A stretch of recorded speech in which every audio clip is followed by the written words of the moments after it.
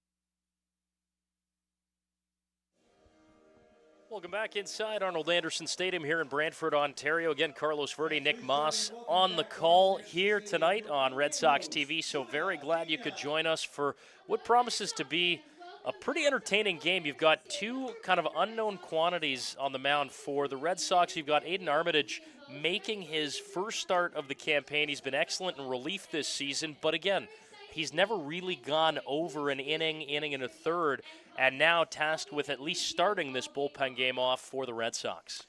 Yeah, I think you need that. You need that balance where you have your closers, but yet those closers need to know what it feels like to throw some good innings, right? Because in the dog days of summer, going into the playoff push, you're going to need that depth. And on the other side, a virtual complete unknown gets the ball for the visiting Maple Leafs. Nathan Cura, big left-hander, will get the bump for the Leafs. We're not seeing Wilhenis Alvarado. We're not seeing Josh Berenbaum. We're seeing something a little bit different for the Leafs as they're in the midst of a 4-game and 6-day stretch. So potentially a bullpen game both ways here. We'll take a look at the Red Sox defensively. Again, we mentioned it, Cassidy Watt is behind home plate doing the receiving duties. Matt Torreson starts at first base. The infield from that first base slot, right to left, is Torreson. Lucas Bateman having a great start offensively this year. Starts at second. Max Schmarter, the Buffalo, New York native, at short. And Josiah Devapalan at third base makes his first start there. Outfield from left to right is Ren Tachioka, Ethan Paulos, and Brody Black. Final warm-up is complete for Armitage, and Ryan DeSantos will make his way to the plate here to start the night off for the Maple Leafs. And, well, Nick, great to be here. What do the Red Sox have to do to finally break out of this losing streak? Well, I think they need to get on the board early, and that's what we did on Friday night against the Barnstormers. Christian Ortega off a 2-run home run to left center field. It was awesome to see that. The crowd was into it early.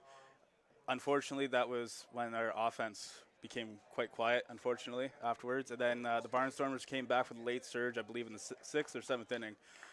But it's about getting on the board. It's about playing defensive baseball, but also being offensive. And, and what a night that was, too, because the manager of the night for the Red Sox was Nick Burdett. He was tossed out of the game, too. That was a feisty night a little bit. Don't see that every day as Armitage twirls a breaking ball in for a called strike. Count level 1-1 now to the Maple Leafs left fielder, DeSantos. Again, thank all those of you who have joined us this evening on Red Sox TV. Carlos Verde, Nick Moss alongside. Is great jersey matchup, too. It has to be said. The Leafs going back to that old script as Armitage falls behind 2-1.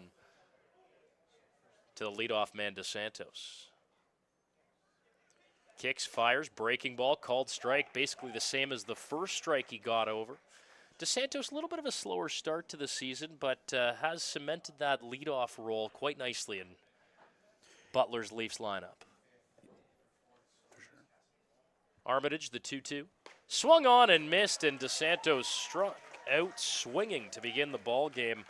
Question for me here, though, Nick, is how far in this ball game do you see Aiden Armitage going, right? He's been a one-inning, one-plus inning guy.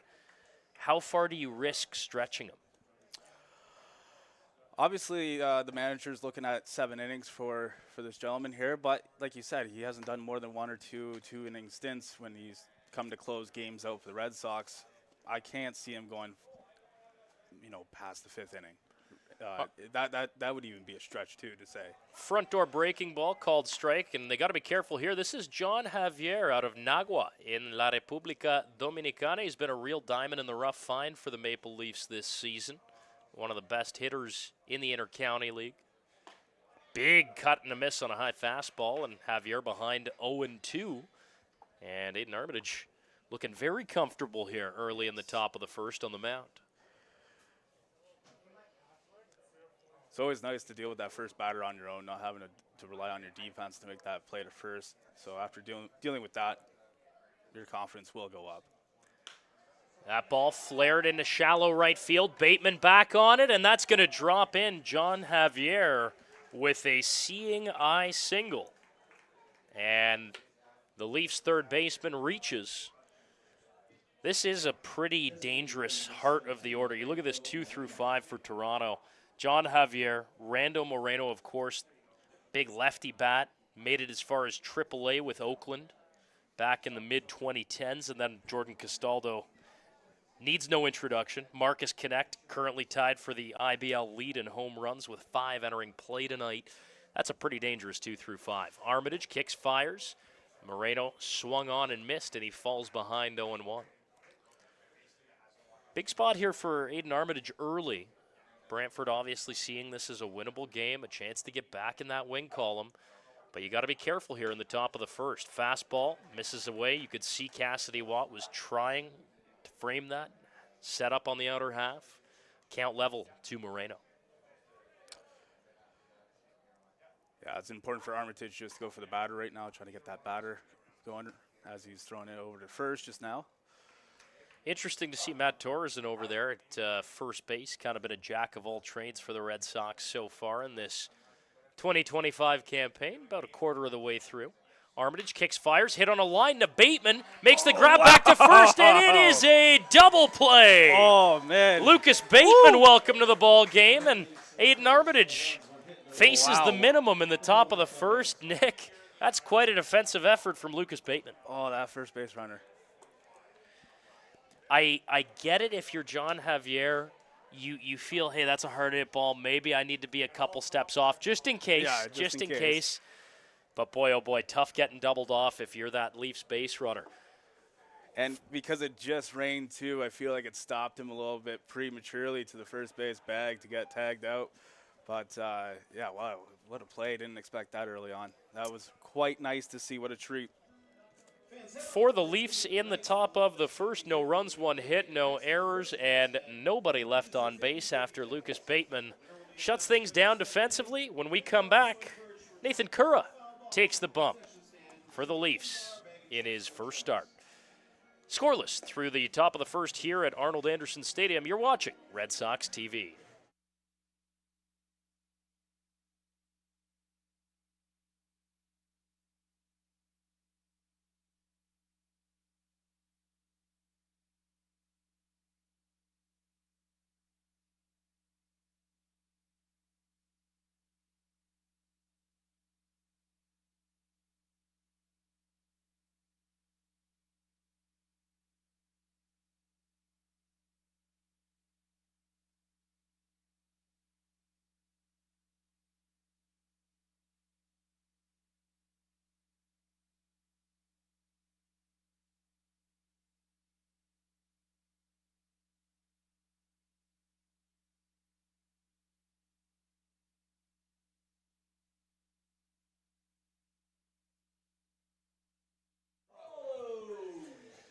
Welcome back to Brantford. Ethan Paulos, the center fielder, about to lead things off here. Lefty on lefty to start the bottom of the first. And again, facing something of an unknown quantity, it has to be said. First pitch fastball called strike on the outer half. And again, running up and down the lineup, I believe this is Nathan Curra's first outing as a Toronto Maple Leaf, if the stats are to be believed. That ball lined to second. Dan Mara eaten up by it. He's going to have to hustle, makes the throw to first, and it is just in time to retire.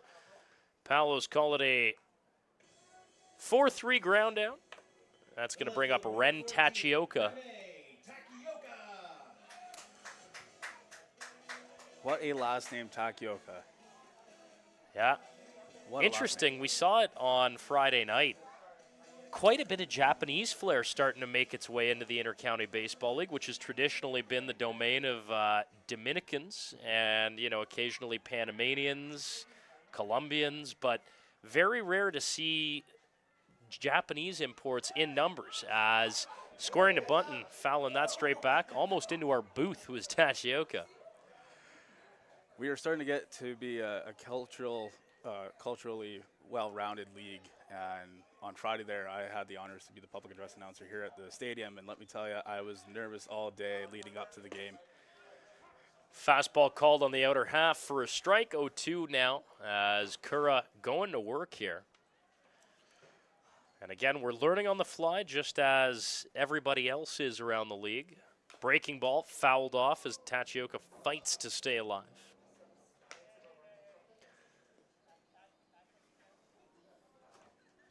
Curra 6'4", 219 out of Georgetown, Ontario. Spent this past spring with the University of Akron Zips. Kicks, fires the 0-2, and Tachioka with a defensive swing sends that foul well out of play down the third base side. Majoring in sports studies, that's always a popular one. Very popular amongst players. Curra kicks, fires, again fouled back to the screen as Tachioka just trying to stay alive here.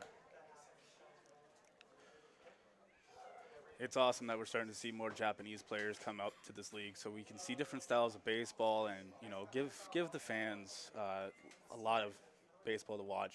How about this? As a freshman at Akron, as he kicks, fires, that ball lifted in the air left side, and Ryan DeSantos is going to waltz over and make the grab to retire Tachioka, but not without a pretty significant fight. Fly out to left, and that's going to bring up Christian Ortega, but Nathan Curra on the mound here for the Leafs posted a .372 earned run average as a freshman in Division I baseball this spring. That's impressive. So you talk about adding an impact arm. This is a guy who could come in and make a real difference for this team. Oh, exactly. Misses low with the curveball, and Ortega had 1-0 to start the at-bat. Christian Ortega saw him leave his post at third base on Sunday after getting banged up in the loss against Chatham on Friday. Fastball called strike on the black inside. Ortega didn't like it. Count evens up at 1-1. Again, Christian there on Friday with a nice 2-run home run, and I believe it was the bottom of the second inning. Always great to see home runs. Fastball in the same spot and called strike 1-2. Ortega doesn't like it, but the reality is that if you're going to stand that close to the plate and the pitcher's willing to throw inside, the umpire more times than not is going to give him that inside edge. Here's the 1-2 from Curra. High fastball driven the other way, right field, and settling under it easily is Marcus Connect. Makes the grab, and down go the Red Sox in order. No runs, no hits, no errors, nobody left on base. Scoreless through one here in Brantford between the Red Sox and the Maple Leafs. You're watching Red Sox TV.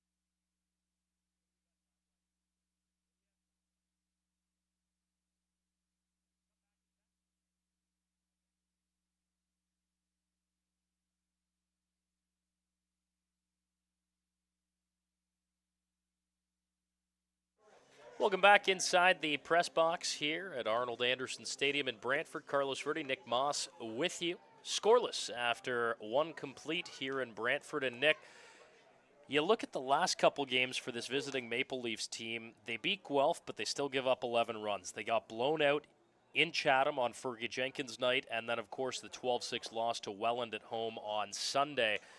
Something's got to give for this team. They need to find some pitching and in a hurry if they're going to get where they want to go. Well, it's so vital and it's important. It's about keeping the energy alive in the clubhouse. And when you're giving up 10-plus runs a game, that really brings you down. And obviously in the loss versus Welland, their offense was suffering too, being doubled up 12-6 to the Welland Jackfish. But again, I guess the season's still young though. There's still lots of ball to be played, and maybe the Leafs just need to tweak some things, like a first pitch breaker from Armitage called strike. Looks like we had a little bit of a last-minute lineup change as Marcus Connect batting in the 4-hole for the Maple Leafs. That is a slight variation from the lineup card we got earlier. And looks like Justin Mara is on deck, so a few late changes to the Leafs lineup. As Connect chops that foul third base side, and he's behind 0-2. Having an absolute whale of a season, it has to be said. 370 with 5 homers and 15 runs batted in entering tonight. Talk about a productive start to the campaign for the former Jays third-rounder. Behind 0-2, Armitage kicks, fires. Breaker misses away. That's a good waste pitch, 1-2. However, you think it'd be nice to have a few other players on the roster, with the last few games, have some depth on your offense. I'm sure that the Leafs are currently working on that as we speak. 1-2 the count. Armitage sets, kicks and fires, and that's skied high on the infield. Torreson claims that all the way, works in, makes the grab, and Marcus Connect retired on a pop out to first.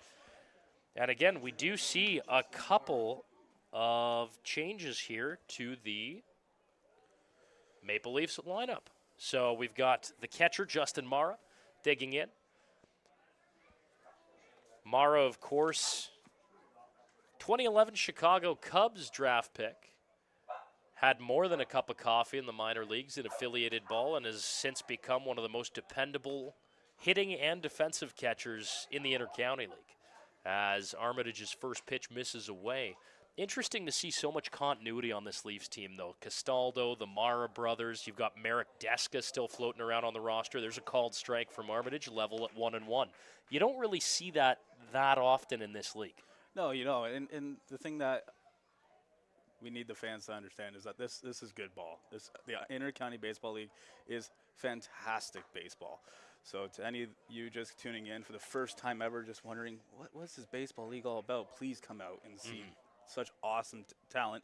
And for the season being right now in Brantford, the games are free. That's right. Reverse tariff season under new ownership with Terry Smith as Justin Marr fouls that back to the screen.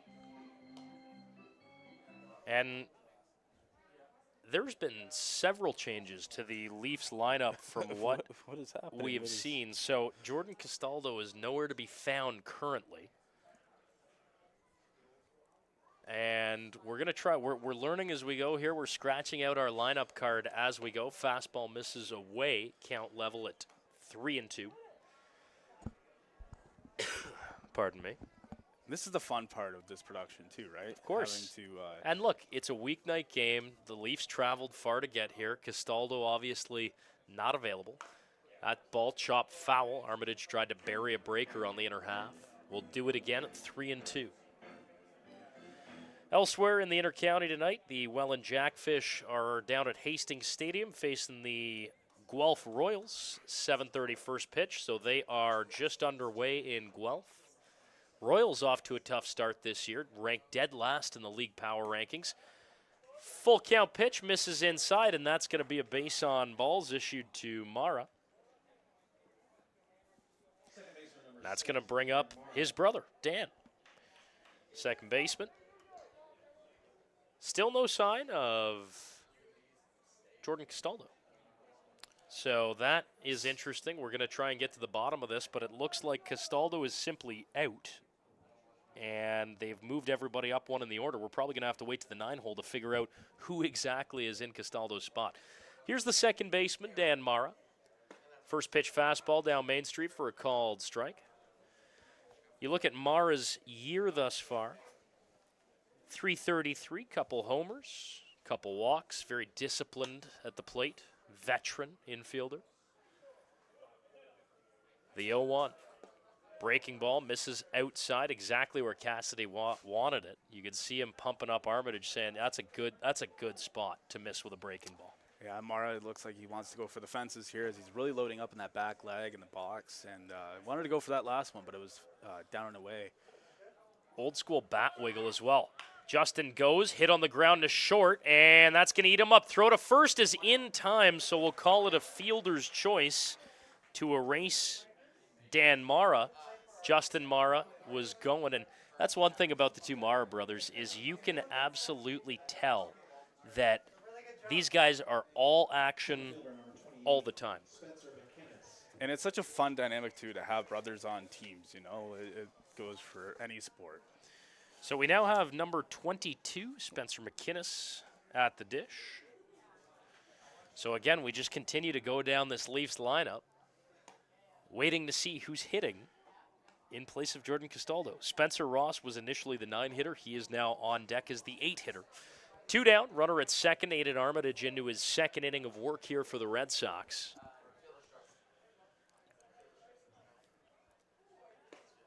That's a nice backdoor slider for a called strike. McInnes, coming off a freshman year at the University of Richmond, finds himself 1-1 against the University of Waterloo product, Armitage. Sizable lead at 2 here. No real hold on Justin Mara out at second base. And the 1-1.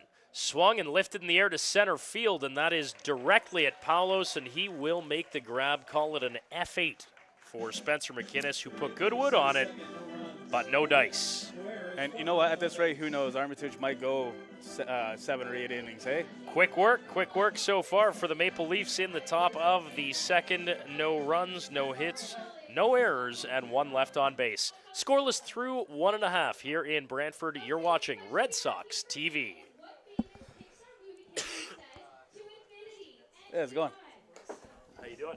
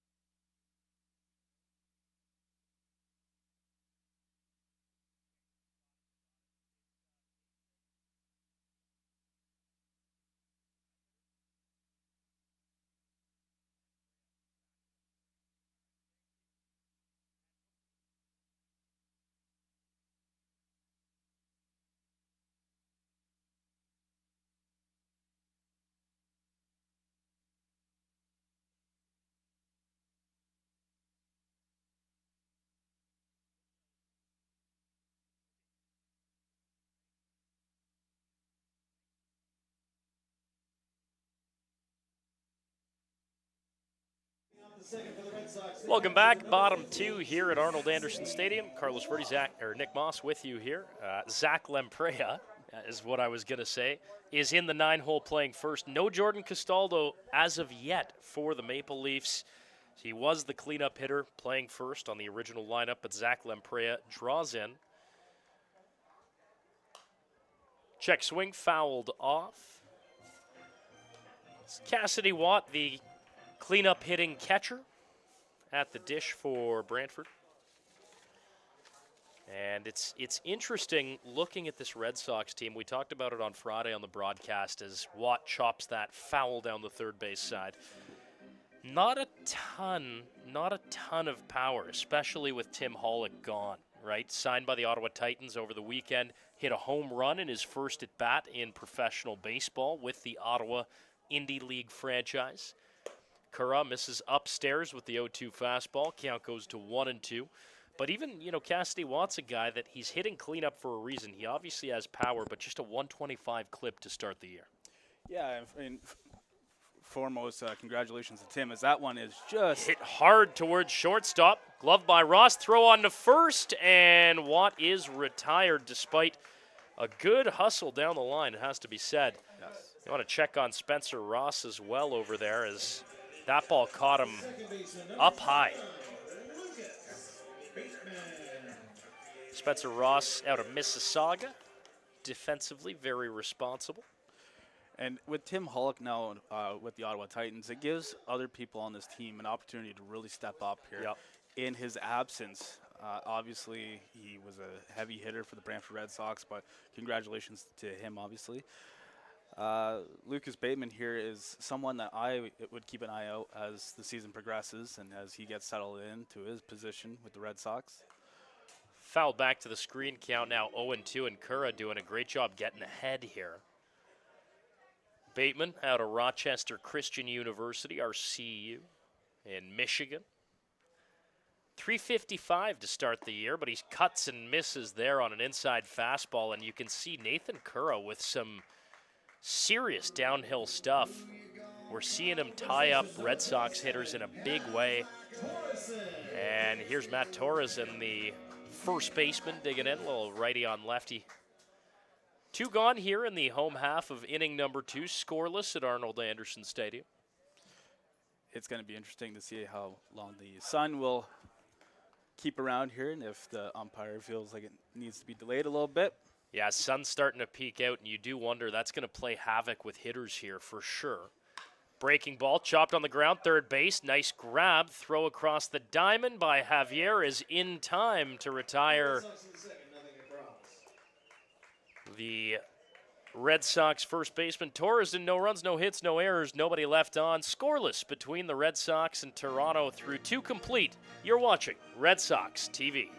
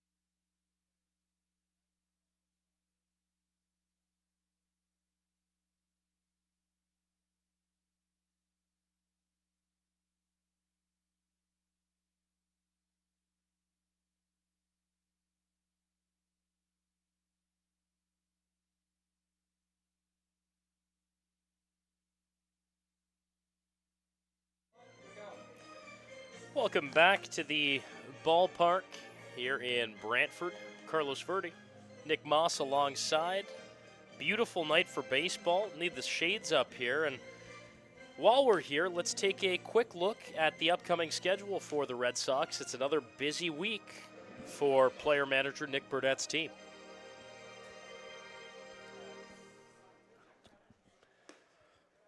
Thursday, Saturday, Sunday? Is that what you have? Yeah, I think it was Thursday, Saturday, Sunday. So another busy week for the boys. And then after that, they're off until next Friday at their next home game.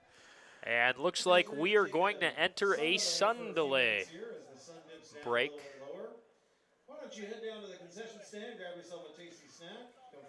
So we are in a sun delay. Top third, Leafs and Brantford scoreless. Again, a quick look around the league. Just one other game in the intercounty tonight. First place, Welland Jackfish in Guelph taking on the Royals. 7:30 p.m. start, so they're just underway there. A lot was made of the power rankings this week, Nick, as Welland, of course, remains with their steadfast grip on first. But the Guelph Royals, who are 4-6 currently, had a tough weekend, no doubt. But have one of the best starting rotations in this league. I mean, how do you rate the Royals? Because we've seen people talking about it in the league Facebook group. We've seen those power rankings really generate a lot of discussion. How do you rate the Guelph Royals? Do you have them as a 500 team? Do you have them worse, like the league power rankings? Or are you in the camp that, the best is yet to come for that team with Yan, with Custodio, with some of the reinforcements coming? Yeah, it's difficult when you have a great rotation like the Royals do, but unfortunately it comes down to the offense at that point to do their part. Right now, I'd keep them where they are in the league standings. I know it's a bit harsh. I know that they, like you said, great rotation going into the season and to any game that they play. Uh, Again, like I said, we're in the first quarter of the season. There could be a lot of change. There could be a lot of acquisitions, trades, uh, and then Guelph should just be right back into it as a 500 club, if not better, by the end of the season. And then you get into that mushy middle, and we have some time to talk about it as the umpires talk it over with Red Sox owner Terry Smith at field level. How long this sun delay might last. The question becomes, how do you differentiate between all of these 500 teams? There really is a mushy middle this year with your Kitcheners, your Torontos, your Guelph Royals, right? There, Hamilton is in that mix as well. There's a lot of teams in and around that 500 mark. Is there one that you like to really elevate themselves and get where they want to go? Well, I think it makes it interesting for teams like Brantford here too, because a couple wins here and there gets them right back into the mix in the middle there. Like I said, we'll touch on the Royals here just for a quick second, but again, a great rotation. I think all the teams right now are kind of going through this weird adjustment phase, right? Whether it's an overhaul on the roster or new ownership has come in, but I feel like Kitchener could be really. Kitchener year after year has always had great scouting and always had the ability of bringing really well-rounded players up through the ranks. So our Kitcheners and Guelphs, you're sitting where you're sitting right now, but I don't think that's going to be a forever story this year. But yeah, and then obviously, you got your teams like Welland who are doing really well there. They're doing some really good over there in Welland. Just the other day, their starting lineup came out of a limo. Prom night. Prom night, right? I think that was, Saturday night, I think? You got to give Ryan Harrison credit, man. He will find ways to make people have fun at his ballpark. Exactly. It's we're taking a play out of the Savannah Bananas playbook there a little bit, putting the limo onto the field. I thought that was really cool, and it's engaging for our fans here. But going back to this, the league standings, a lot can happen in the next month here. It'd be really interesting to see what the league standings look like mid-season and what the storylines will look at that point in time. The other thing that's going to be very interesting here as we enter a sun delay at Arnold Anderson Stadium is the pitching situation. And I think it looks like the Red Sox might actually be getting somebody loose and limber here. We don't know how long this is going to take, and if a pitcher sits for too long, we know what happens. So Aiden Armitage, excellent through 2 innings of work, and as mentioned by the ever-helpful Neil Srivastava on the IBL account, he did start and pitch exceptionally well for the University of Waterloo this past fall. But again, this league is a different proposition. He hasn't done it in a little while. That's a fall season. Regardless, we'll take a break and see how long this sun delay lasts. Scoreless through 2 complete here in Brantford between the Red Sox and the Toronto Maple Leafs. You're watching Red Sox TV. We'll be back when this sun delay is over.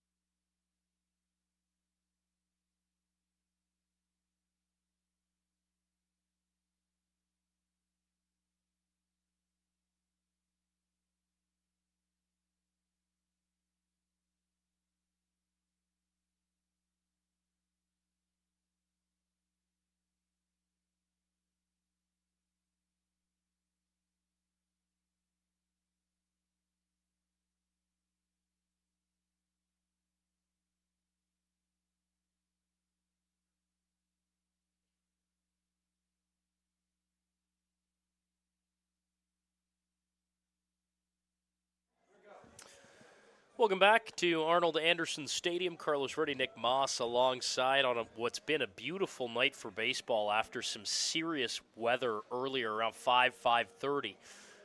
Luckily, the field here drains exceptionally well. The city crew did a great job, and we're able to play this game, Nick. Aiden Armitage is going to get loosened up fully here, going back to a full warm-up with the prep step and the power hop and everything you want in between. They're going to make sure he gets all the time that he needs before facing Spencer Ross to lead things off, the Leaf shortstop. We'll keep an eye on him, too, because he took a heavy shot on a ground ball right off the chest there. Made the play to end the inning, but nonetheless took a real hard shot in the last half. Yeah, it's always scary to see that. Another busy week for the Red Sox coming up on Thursday, June 12th. They'll be making a trip down to the newly renamed Athletic Culture Stadium to take on the Barrie Bay Cats. That's a 7:35 p.m. start. And then on Saturday, they're in Hastings Stadium in the Royal City with the Guelph Royals. That's a 1 p.m. start on a Saturday afternoon. And then again on Sunday, where we're back here at Arnold Anderson Stadium to host the Kitchener Panthers. That's a 2 o'clock matinee game. So lots of baseball for this team coming up, and they've already played 3 games even previous to this. So they've had 7 games within 2 weeks. It's a lot of baseball. Lots of baseball. A lot of baseball. Going over to the flip side for the Toronto Maple Leafs. They're going to be hosting the Barrie Bay Cats at Domenico Field, Christie Pitts tomorrow, 7:30 p.m. start for them. As we head into the top of the third here. So here's Spencer Ross, the young former Kitchener Panther. It's interesting to see some player movement around the league this year. You got, of course, Ross here. Charlie Towers has surfaced elsewhere in the league. Another interesting one was Denny Howat, who used to be here last season, now with the Jackfish in Welland. In Welland. First pitch, check swing fouled off by Ross, and he falls behind 0-1. Hit .310 last year with Kitchener, did Spencer Ross. Played a pretty good infield spot as well, 5'7", 165. Armitage takes the sign from Watt. Kicks and delivers. Breaking ball, tried to front door it, missed upstairs. Count runs to 1-1. It's a pretty decent turnout considering the downpour and the constant trickling earlier of rain here at Arnold Anderson Stadium. 1-1 the count here to Ross. Fastball misses away. Count now 2-1.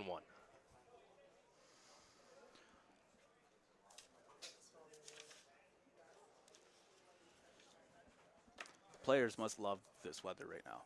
Yeah, it's perfect for baseball. Not too cold for your pitchers, not too cold that it hurts the hands, but not uncomfy hot. Great front door slide piece from Armitage.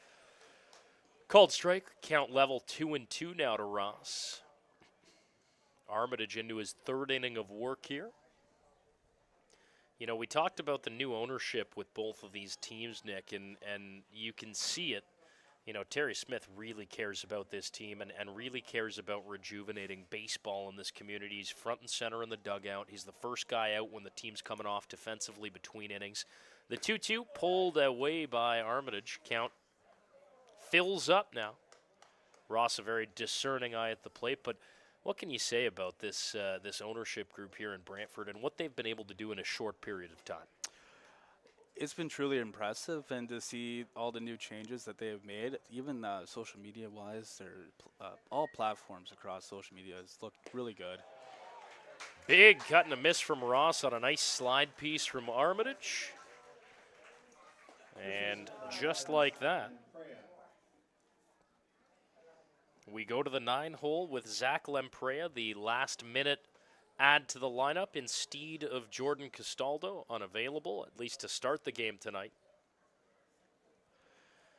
And floating around the ballpark here as well, somewhere, is Maple Leafs play-by-play man Thomas West. We'll try and get him up here for a little visit at some point. Fastball misses away. And the one unique thing about doing what we do is that you connect with people who are like-minded, who enjoy the things that you like to do, and to build your network. It's the biggest thing that anyone can do in their life. And to meet Thomas today has been a complete pleasure of mine. To hear his stories and his struggles on the broadcast side in Toronto at Christie Pitts. It's a very unique setup. It is indeed a unique setup. Big hack and a miss from Lempreya, 2-1. Calling the game, what was it, just adjacent to Bloor Street, is it? That's right. Bloor Street on the sidewalk? Yep. Bloor and Christie. I actually coach a 15U baseball team out of there right now. It's unique as that slide piece runs up and almost hits Lempreya. Count goes to 3-1 now. That's back-to-back inside pitches that Armitage has missed with. And again, we'll keep an eye on the Red Sox pen because we don't expect Aiden Armitage to really be stretched too long in this game. But some great ballparks in this league, top to bottom. Yes. And the 3-1 swung on and missed by Lempreya. Count fills up. And we'll talk about Fergie Jenkins down in Chatham. They did a lot of work down there ahead of the Barnstormers. What was it? Their inaugural season was last season, correct? So seeing the game reaching out towards Chatham, it's fun to see that. The next thing is like, where else would we like to see the IBL expand to? Oh, there's so many good options. I mean, you got, if you want to go that way, you could look at Windsor, Essex, something in there. Here's the payoff pitch from Armitage. Fastball, slide piece, called strike 3. And that is a gem of a pitch. It's the same pitch that he missed with twice earlier in the at-bat. So Aiden Armitage showing the confidence to go back and strike out Lempreya looking. That'll turn the lineup over to Ryan DeSantos. Went down swinging in the first, 0 for 1 on the day, average down around the Mendoza line. But I'd say Windsor-Essex to the west and to the east for me. I'd love to see Oshawa make a return to the league. I don't know if the economics make sense. First pitch fastball misses upstairs. I don't know if the economics make sense, but I'd love to see Windsor to the west and Oshawa to the east just to grow the league's footprint. What about you? I think those are awesome locations. And what makes sense in my head for a team name down in Windsor would be maybe the White Sox. Have a White Sox team in the league as well. Oshawa, I think it would make sense too. I'm not too sure if they've got any decent-sized stadiums that could house an IBL team. Kinsman's a good park. Kinsman's good? Kinsman's a good park. I think they used to have a team there in the, I want to say, late 2000s. Count runs to 3-0 here to the top of the Leafs order. 2 gone here, top of the third, still scoreless, Red Sox and Leafs. Armitage kicks, fires. Slider, backdoor, called strike, and he fights back to 3-1 here. Fascinating watching these teams manage their pitching in busy stretches like this. Who do you throw? Who do you go to out of the pen? A lot of strategy involved. 3-1 bounced in the dirt. Dos Santos will get the free 90. So a 2-out walk issued by Armitage, and that's going to bring up probably the most dangerous hitter in this Toronto lineup right now in John Javier. I was about to say, I think Armitage, and I think the manager's thought is try to get him at least 4 innings of play here. But if he continues the walks, unfortunately, I don't think that will happen. And a fun story on John Javier. Fastball misses inside. He was brought to the Leafs' attention by Angel Castro, who fans of the league might remember, the big, boisterous righty, played with the Oakland Athletics in the majors about 15 years ago. Threw many an inning for the Maple Leafs over the last couple of years. Big Dominican veteran.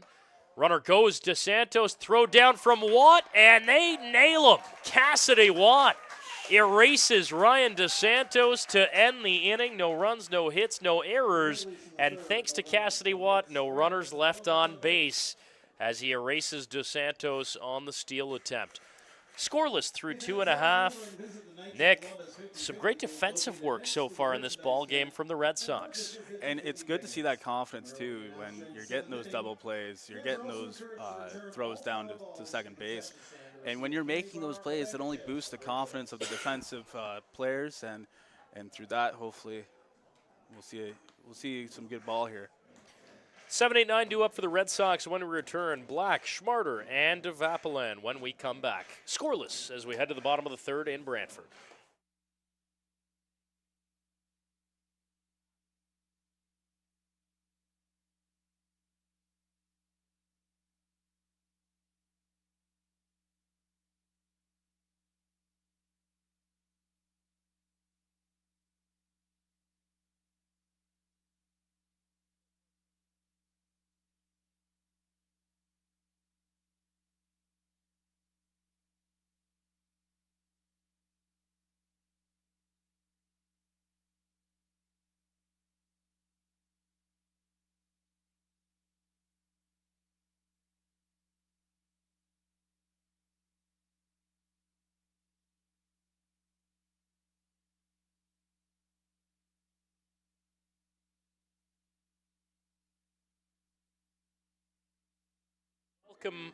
Welcome back inside Arthur Anderson Stadium's press box. Carlos Rudy, Nick Moss alongside me. Nathan Curra into his third inning of work, and he has faced the minimum through 2 in his Leafs debut. How about that? Not a bad day for the young left-hander. Not a bad day at all, and as he continues here into the bottom of the third, we'll be looking to see how far he goes in this ball game today. Brody Black, the right fielder, digs in for the Red Sox. Fun little career path, Division I, Coppin State, and then some time in the MLB Draft League. So, little, not quite affiliated ball, but has played at a high level. Breaking ball called strike, and one thing with Curra that we've noticed is not afraid to elevate the fastball. He can really reach back, but also more than happy to throw the breaking ball as well. There's that breaker down and in, and right over top of it was Black. Count runs to 1-2 now on the Red Sox right fielder.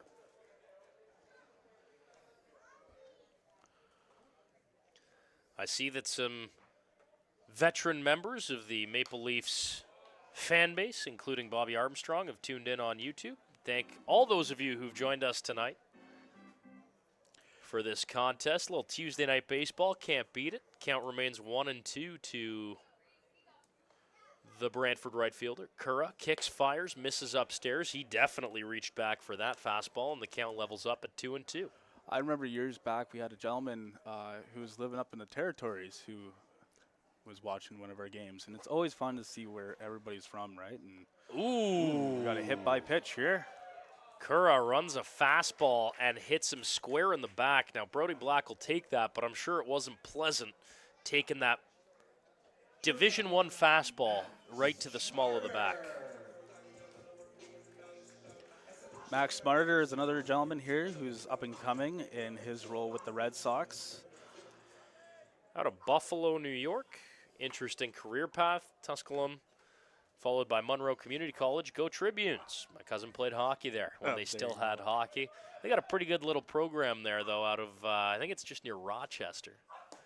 Fastball runs in on Schmarter. And all of a sudden, Nathan Curra has lost the zone a little bit here. Leadoff man reaches. This is the 8-hitter Schmarter with Josiah Devapalan on deck. Fastball misses upstairs, and now perhaps the nerves, right? Well, you wonder, right? You give the ball to the young lefty. Not necessarily the veteran arms that we've maybe come to expect from this Leafs team over the last couple years.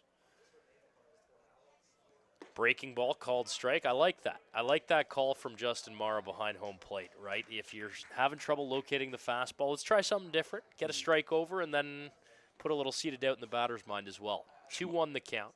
Schmarter and third base coach having a little conversation ahead of this next pitch. Fastball, inner half, and just missed inside. Don't think Curra was overly happy with that. 3-1 the count. Brody Black stands at first base. Not a massive lead over there. Probably not a threat to run on the lefty. Big cut and a miss on the outside fastball, and count now full to Schmarter. Interesting at bat here. A little bit of cat and mouse. Schmarter trying to protect at the plate here. Very tight to that plate as well. 3-2. Pickoff attempt, and they've got Black dead to rights. And he's called out Nice throw down there from Zach Lempreya, filling in at first base, but Jeff Rose calling that one an out. yeah. Pretty tight play, unfortunately, and Yeah, and that's just going to go down as a caught stealing on Brody Black. He went on first movement against a lefty that you would imagine has a pretty good move. So, interesting decision. I'm sure he'll learn from it. And Schmarter fouls that. Maron able to squeeze it. Count will remain full to the Red Sox shortstop out of Western New York. Fastball misses down and in, and Schmarter works a walk. So the first two runners reach in the inning for the Red Sox. That's going to bring up third baseman, new add, Josiah Devapalan. And, well, IBL fans have seen him in various stints elsewhere a couple of years ago. He's got a big bat. Watched him take batting practice on Friday. Certainly swings a big right-handed stick, so let's see what he can do here.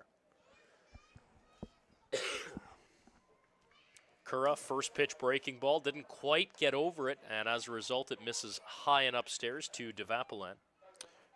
looks like we have a little bit of action in the Maple Leafs dugout. Curra kicks, fires, fastball down Main Street, and count levels up at 1-1. You know, we talk about this Red Sox team, Nick, and 1-9 on the year, but 5 one-run losses in those 9. There's a fastball in her half called strike. Count goes to 1-2. That pitch has been called on righties on both teams throughout the night. Full credit to our home plate umpire, Sean Schaefer. He's working tonight with Chris Walters at first and Jeff Rose at second and third in the field. But he's had a pretty consistent zone so far. Here's the 1-2 from Curra, fouled back to the screen by Devapalan, and we'll do it again at 1-2. Yeah, you know, with those the one-run games, I saw it on Friday where Red Sox were leading for the better part of over half the game, and it's just it seems to be 7 through 9.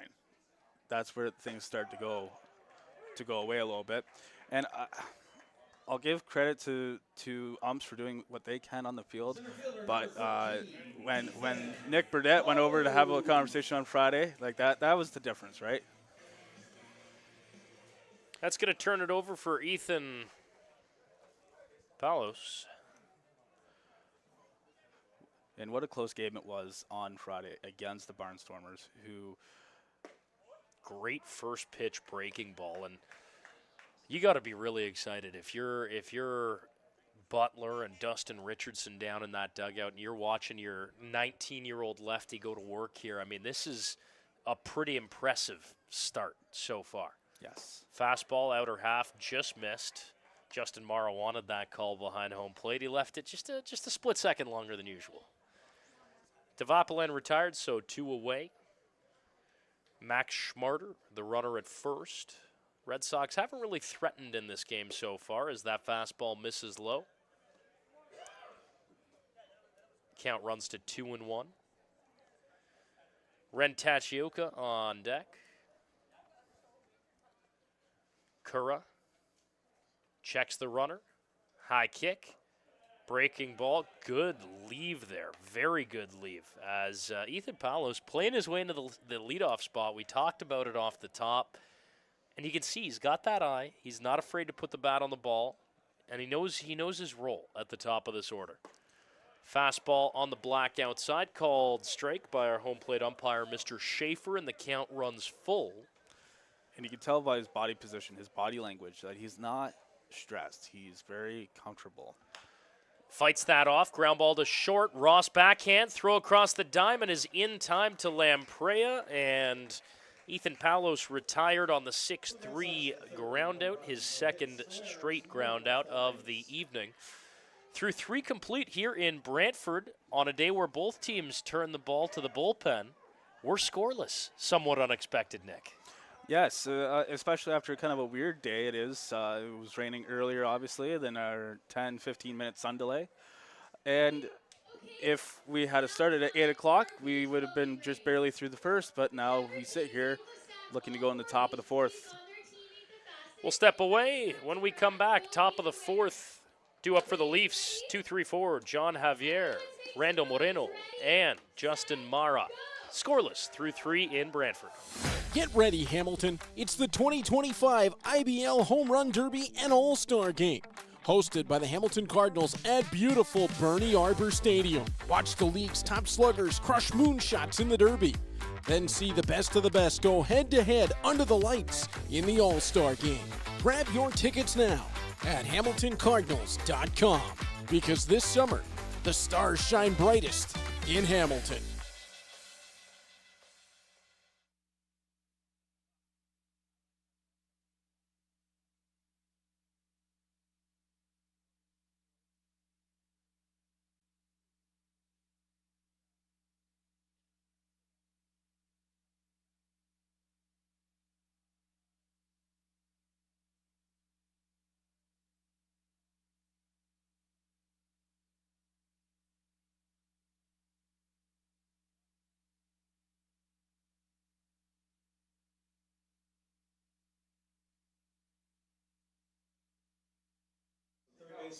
Welcome back to Arnold Anderson Stadium. Carlos Verde, Nick Moss with you on Red Sox TV. John Javier to lead things off in the top of the fourth for the Maple Leafs, facing Aiden Armitage into his fourth inning of work. And now that this experiment at least seems to be working for the Red Sox, do you think maybe you consider turning your best pitcher statistically into a starter here? First pitch breaking ball called strike on Javier. Well, I think that's a interesting way of looking at it, because we go back to the standings, right? We wanted to see some change happen.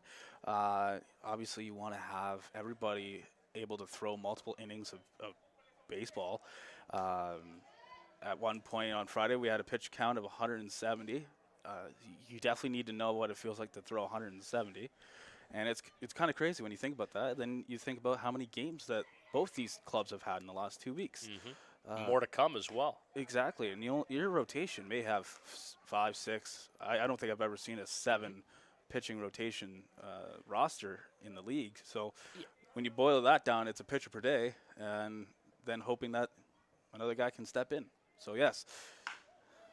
Chopper to third, and it gets past Devapalan on a tough hop. Hit well by Javier, but I think that probably goes down as an error. Yes. So Javier is going to reach on the error, and that's going to bring up Rando Moreno, the designated hitter, out of Sabana Grande in the Dominican Republic. Big left-handed hitter, of course, 8-year farmhand. Earlier I said the Oakland Athletics. I stand corrected. It was with the San Francisco Giants system. And a guy who played a long, long time. 8 years in the Giants system, reaching as high as AAA. First pitch fouled back over our heads into the parking lot. Hope the F-150s back there are okay. Yeah, no kidding.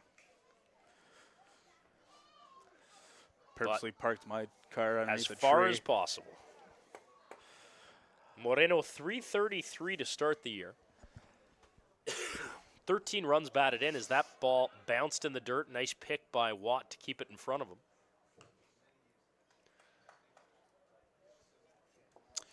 The Leafs saw a lot of success in their opening day game. We were talking with Thomas about the attendance there. Yep. It's about 4,000 or so people, which was awesome to see and good for the league, good for the team. And, of course, Ayami Sato, I don't think is available today, but the first female player in Intercounty League history got the start that day. Since then, kind of a mixed bag results-wise.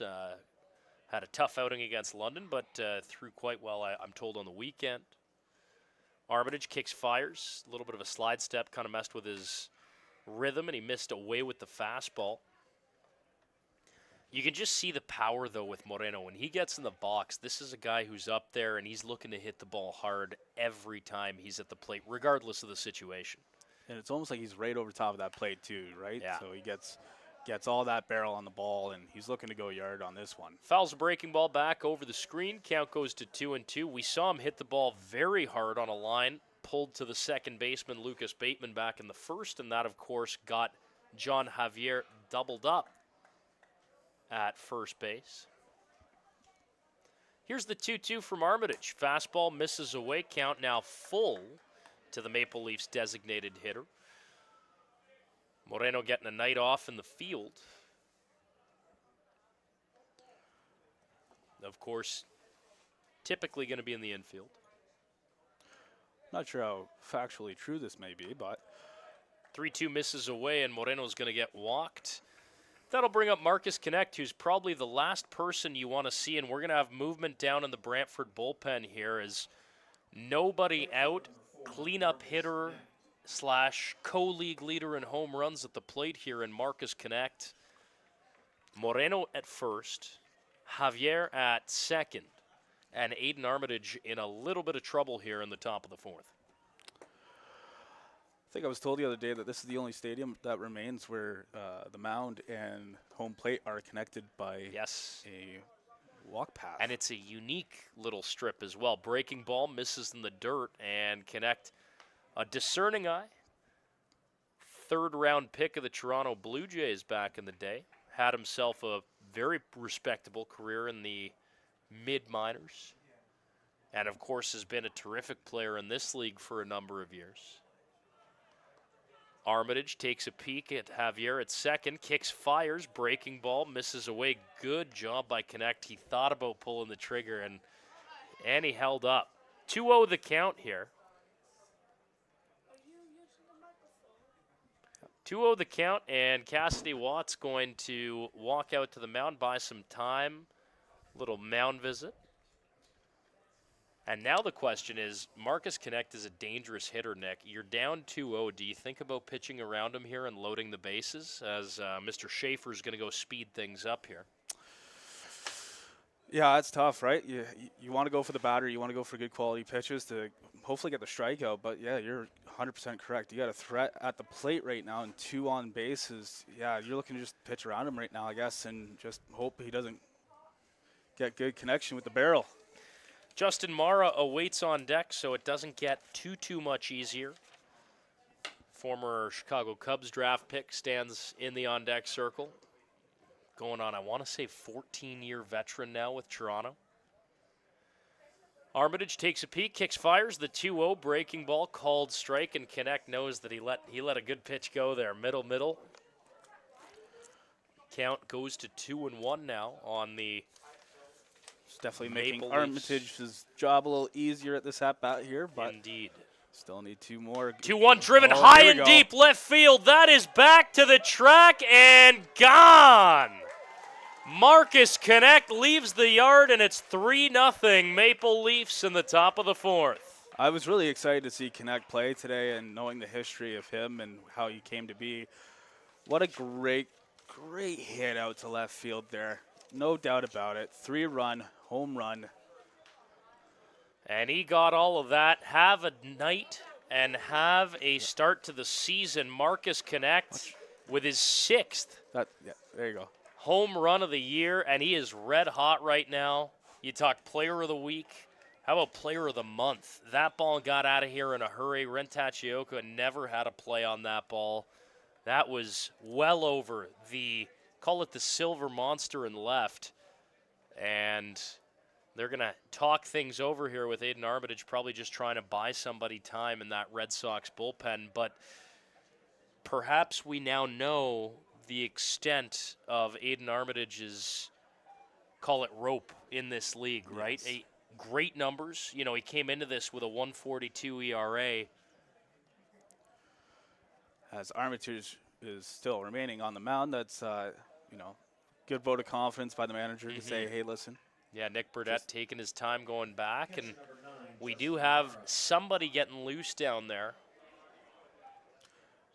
We'll try and get a number for you, but we're a little bit blocked out by the third base stands here. Still nobody out here in the fourth. So again, to recap, it was a reach-on error for John Javier. Rando Moreno walks, and Marcus Connect clears him with a 3-run shot to left field. And that's the danger when you fall behind a power hitter in the heart of the order. There's a lot of guys that can hit the ball hard in this league. And Aiden Armitage just fell behind against a very good hitter. who was then sitting on his pitch. And the Red Sox need to be careful too right now. This is how you get those elongated innings, right? After giving up a 3-run home run and still having no outs. It gets tough when your innings stretch from being 10, 15-minute innings with good defense and quick ball to all of a sudden now you're facing 45 minutes, you're giving up a few runs, and then Mara chops that hard on the ground, foul just down the first base line. Armitage let that slide piece sit up in the zone a little bit, and you look at the guys in this lineup for Toronto, and obviously everybody in this league accounts for the Christie Pitts factor when it comes to offensive production, but the fact is, I mean, especially with Castaldo in this lineup, as that fastball misses away, count now full to the Maple Leafs catcher. 2 through 6, when Ryan DeSantos returns to his regular clip, 1 through 6, this is a very good offensive lineup for Toronto. Yes. 3-2 popped, foul out of play, and we'll do it again. Yeah, no, in the last few games for Toronto, obviously, they're looking to get their offense going, right? They want to flip the script because, they've had some pretty wild games, like their win against Guelph there. It's a 14-11 win. That's a lot of runs still to be giving up. And not only that, but then you lose to Welland 12-5, and then line drive to short, and it eats up Schmarter, and he's lost sight of it. Mara wasn't running, throw on to first. wow. And a whole bunch happened on that play. Schmarter appeared to misjudge that off the bat, though. I think he thought that was going to be a drop step line drive catch. It ended up being a short hop for him, and he lost the ball, but just a tough play, and Mara wasn't running either. No, it was way closer than anyone anticipated for the first base umpire to make that call down there. So here's Dan Mara chopped into a fielder's choice. Back in the second inning. Still nobody out. Dan Mara squares to bunt, pulls back, and that pitch misses in. Count to 1-0 now to the Leafs' second baseman. Just some terrific career paths on some of these guys. Dan Mara, South Dakota State about 15 years ago, lifetime .291 hitter. Just a guy who's gritted out a very respectable career for himself. Here's the 1-1 from Aiden Armitage. Breaking ball, not entirely sure where that missed, but it was upstairs. Count goes to 2-1. Taking a look ahead at the Maple Leafs' upcoming schedule. A busy week for them as well. Yeah, and you know what? Another interesting matchup on Friday when the Maple Leafs go visit the Cardinals in Hamilton. Called strike down Main Street. 2-2 now to Mara. And again, we talk about the standings, right? The standings are pretty close when, we have a really a mushy middle here of league standings, so it'll be very interesting. And another little poke to center field here. And that is going to be straight at Paulos. And it was a hit and run again. They'll double off Justin Mara. Not too sure. Signals crossed, perhaps? Either that or just a weird outing from Mara, right? He almost got thrown out at first after a little drop by Schmarter. And it looks like he's apologizing to his brother there. Interesting play. And then the fact is that ball hung up in the air a long time on the way to center field, and he didn't pick it up. He was upstanding at second. Weird play, double play. Regardless, Ooh, two wow. gone. Way wild pitch. Just over the left top corner area of Cassidy Watt. So we get another look here at Spencer McInnes. Started off his IBL career with a bang, coming off his freshman season with the Richmond Spiders. Fastball misses downstairs. Is it me, or has the strike zone tightened up a fair bit here in the top of the fourth? It has. It really has. McInnes, interesting career path. Freshman infielder. As that ball lifted high in the air right center, Paulos had a rough jump on it. He's backing up and under it. He initially came in on it, and Spencer McInnes hit that ball about 365 feet and almost put it over him. For the Maple Leafs, 3 runs, 2 hits, 1 error, 2 errors, and nobody left on. A strange inning. 3-0 Leafs lead as we head to the bottom of the 4th. Due up when we come back for the Red Sox, Tachioka, Ortega, and Watt, 2-3-4. Looking to get things started when we come back. 3-0 Toronto leads here in Brantford.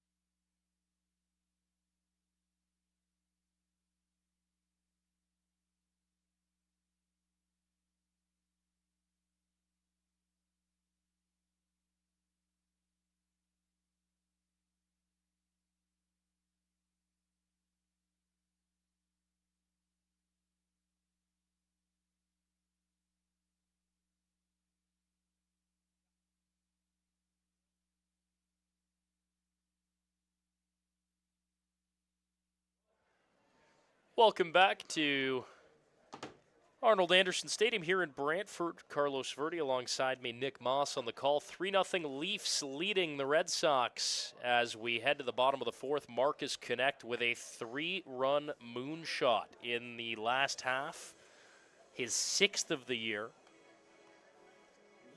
Ren Tachioka going to lead things off, the left fielder for Brantford here in the bottom of the 4th. Flew out to medium depth left field, put a pretty good charge in a ball actually in the bottom of the 1st. Nathan Curra into his 4th inning of work here on the bump for Toronto. Tachioka squared to bunt, they check. He did not, he pulled back. And Tachioka up 1-0. Tachioka, interesting career pathway, Southern Indiana. That ball hit shallow right field, and that's going to get down for a single. Tachioka thinking about it. He's going to try and stretch to 2. Here comes the throw, and he is in. It's a leadoff hustle double for Ren Tachioka. He's How's not that? the tallest, but, man, he's quick out there. He's got some wheels. And you always tell, youth baseball players, hustle out of the box. Tachioka saw how deep. The Leafs were actually playing him fairly deep, and he came hard out of the box and earns himself a leadoff double, and he did earn that. Full belly flop slide. Had to hustle to beat the strong throw that was coming from Connect. A little dust and mud mix into that slide. Here's Christian Ortega, flew out back in inning number 1. First pitch called strike, and Nathan Curra facing his first bit of adversity in the Inter-County League. No hold on Tachioka at second. Breaking ball, called strike, and Curra battles ahead 0-2 now. And you do wonder with Ortega as well, hitting so well to start the year. Picked up that pretty significant injury while making a defensive throw from third base on Friday. Yeah. You wonder if it might be bleeding into his offense a little bit. Oh, for sure. Then especially the salt to the wound is you got a short bench as it is, so Only 2 position players available for the Red Sox tonight.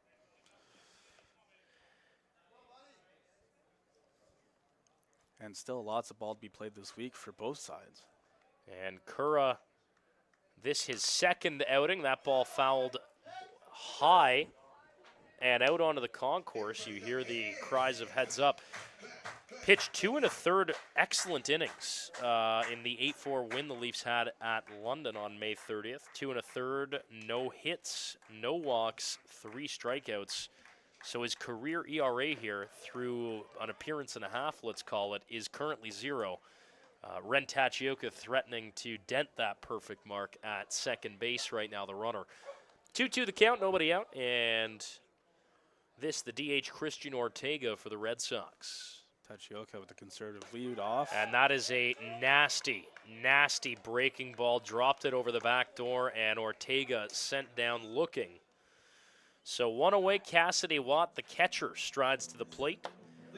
entered play tonight batting 125, grounded out to the shortstop Ross, grounded out hard to the shortstop Ross in his first attempt.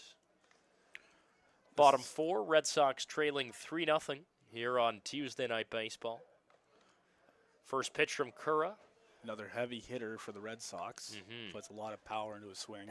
Haven't seen it necessarily translate yet, but you know it's there. You know it's there. The frame, the swing you see in batting practice. Pick back. Tachioka was hopping around and only about a step and a half off the base, so no real chance for Cura to get him. Dan Mara keeping an eye on him, veteran second baseman for the Maple Leafs. Very interesting choice by... Short lead for Tachioka, but he's hopping out there. It's a mental game out there. Cura misses just in with the fastball. Count now 2-0 on the Red Sox catcher, Cassidy Watt.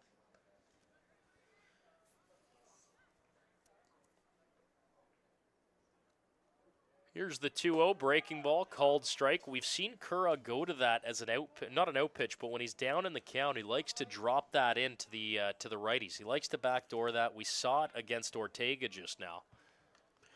It's a big mental game, making the batters uncertain of their... And that's lined the other way into right field. Connect is going to come up throwing. Tachioka will be held. Probably a good call as Marcus Connect with a plus arm in right. Nonetheless, Cassidy Watt with a little bit of life here. And the Red Sox are threatening runners on the corners with one out. That's going to bring up Lucas Bateman, who's been one of Brantford's best hitters so far this season.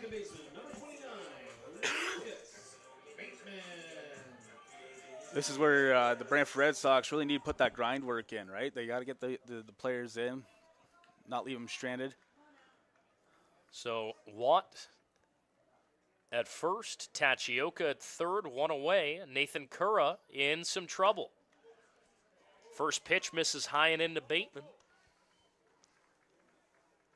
And looks like we have somebody stretching down in the Leafs pen. We would assume we'll have a reliever coming shortly for Brantford. Cura kicks, fires, fastball, misses upstairs, and now it's 2-0 to the Red Sox second baseman. That's the one thing with the Red Sox I've noticed in the last few seasons is the confidence is slowly getting there with both the offense and defense. Couple of nice double plays being made in the game here. Fastball misses in, and now the count runs 3-0. Got to think the take is on here despite how hot Bateman has been. You want to load these bases up. Matt Torreson, the first baseman, is on deck. Torreson, 227 on the year. 3-0 misses way high, and Bateman has walked to load the bases with a single out here in the home half of inning number 4. Now it looks like the Maple Leafs are having a mound visit here.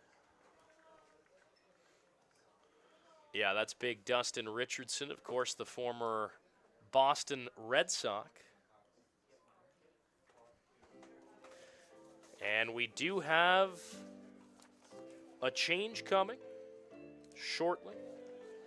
Koki Togashi, the well-traveled righty out of Hiroshima, Japan, is going to be into the ball game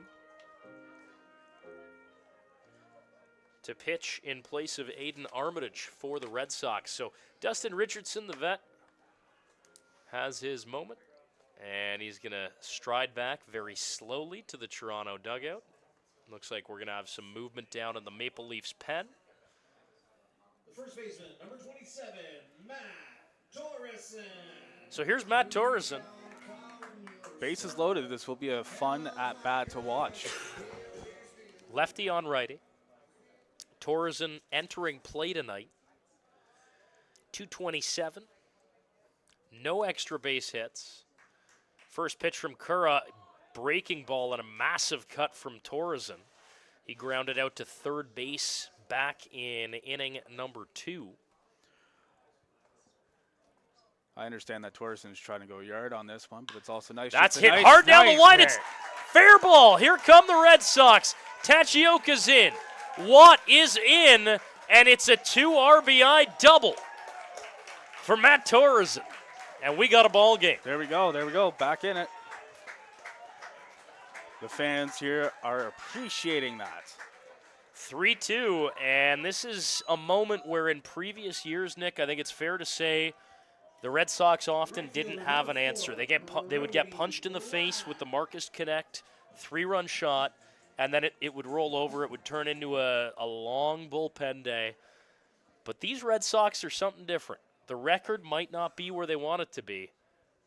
First pitch, fastball, called strike. Here's Brody Black, the right field. It's very rare when new ownership comes in that the season that new ownership starts off. That ball hammered down the line, just foul. Lucas Bateman had to dive out of the way of that one, and Black finds himself down 0-2. Max Schmarter, the shortstop, on deck. It's rare that those teams often do really, really well. And seeing these changes, seeing the confidence grow here, I think next season is going to be a great season for the city of Brantford and Brantford Red Sox fans. Cura misses upstairs on the 0-2 fastball. 1 down, 2 in scoring position. This is a big spot here for Brody Black. The 1-2 from Cura. Misses inside. Count runs to 2-2, and now we definitely have some warming with intent down in that Toronto bullpen. Someone's getting ready and in a hurry as Nathan Cura has run into some trouble. 2-2 breaker. Swung on and fouled, and looks like an elbow guard came loose on Brody Black. We'll do it again at 2-2. Cura really just trying to settle his nerves out here as he's only has 1 out going for him so far after a 2-run RBI double. 2-2 is the count. And that ball is driven to left field. Back to Santos at the wall. Gone! Send that back to Toronto. Brody Black with a 3-run shot. And the Red Sox take a 5-3 lead in front of the home fans. See, it's that confidence. It's coming up. And Brody Black goes yard. His first of the year, and boy, he needed that. He was hitting just a $167 entering play today. Fell behind in that at bat. And this really feels like a game that is there tonight for either team. Well, exactly. Schmarter pops that first base side and out of play. Justin Mara gave it the courtesy look. Still just 1 out here in the bottom of the 4th. For the American shortstop, Schmarter. Very solid defensively. Love that Monroe Community College. Gotta love it. That pitch misses inside, and the count evens up at 1-1 to the Red Sox shortstop. Brantford's got a lot going for the city recently, eh? New Ontario OHL. Hockey League. Yeah, there you go. That Brantford arena's Bulldogs. packed out every night. Schmarter swings through a fastball, outer half, 1-2 now. Brantford's fans are starting to become notorious, right? The Madhouse, and hopefully that transitions over to the Red Sox. Schmarter cut on and foul tip back into the glove of Mara, so Schmarter goes down on strikes. Here's Josiah DeVapalan, 2 down, nobody on. And looks like Rob Butler is going to make a change. Out comes the Leaf skipper, of course, World Series champion with the Toronto Blue Jays back in the day, and he's going to head to the bump. And you would have to think the fact he's making the walk out means Nathan Cura's day is done. Indeed it is. At his first real look today as a pitcher. Great first time through the order. Struggled mightily second time through the order, missing with the fastball, and then, of course, giving up 2 big hits to Matt Torreson and Brody Black. What an absolute brutal song choice after your first real appearance in the And that's, IBL. Is it me, or it might be a little bit early in the night? Oh, and look at this. We are going to see a legend of the Inter-County League here tonight. Merrick Deska, the 1985-born reliever, into the ball game for the Leafs. This will be his 750th career inning pitched in this league. I mean, this is a guy who's been around for a long time, and tonight he throws his 750th inning. Truly a legend of the game. Oh, quite the staple to make, you know, to get that underneath your belt, 750. And a guy who's been doing it forever, every year, they ask, you know, is this it for Marek Deska? And every year, it's one more year. So here he comes, the crafty righty. He knows how to pitch. They The might not take Bushmen it love him. The Bushmen over at Christie, Exactly. every time they see him, they go nuts. It's like having a family member. Every summer, you know where he's going to be on Wednesdays and Sundays. Some people might not believe him when he's like, "Oh, I'm thinking about maybe retiring this year." No, you're Seriously. not. No, you're not. coming back. You're coming still back. here. This, his 180th career appearance tonight. I mean, he's been in this league almost as long as some guys on the Red Sox bench have been alive. Yeah, that's wild. That's a wild thought. Wild. He's going to face Josiah DeVapalan, a well-traveled add to this Red Sox roster over the last week or two. Finishing up at the University of Rio Grande, well-traveled. He's transferred around a little bit down south collegiately. Basically a fresh inning here for Deska, 2 outs, and facing the number 9 hitter for the Red Sox. It's quite the transition. How do you go and tell your family, "Hey, I just got a offer, but I got to go to Canada"?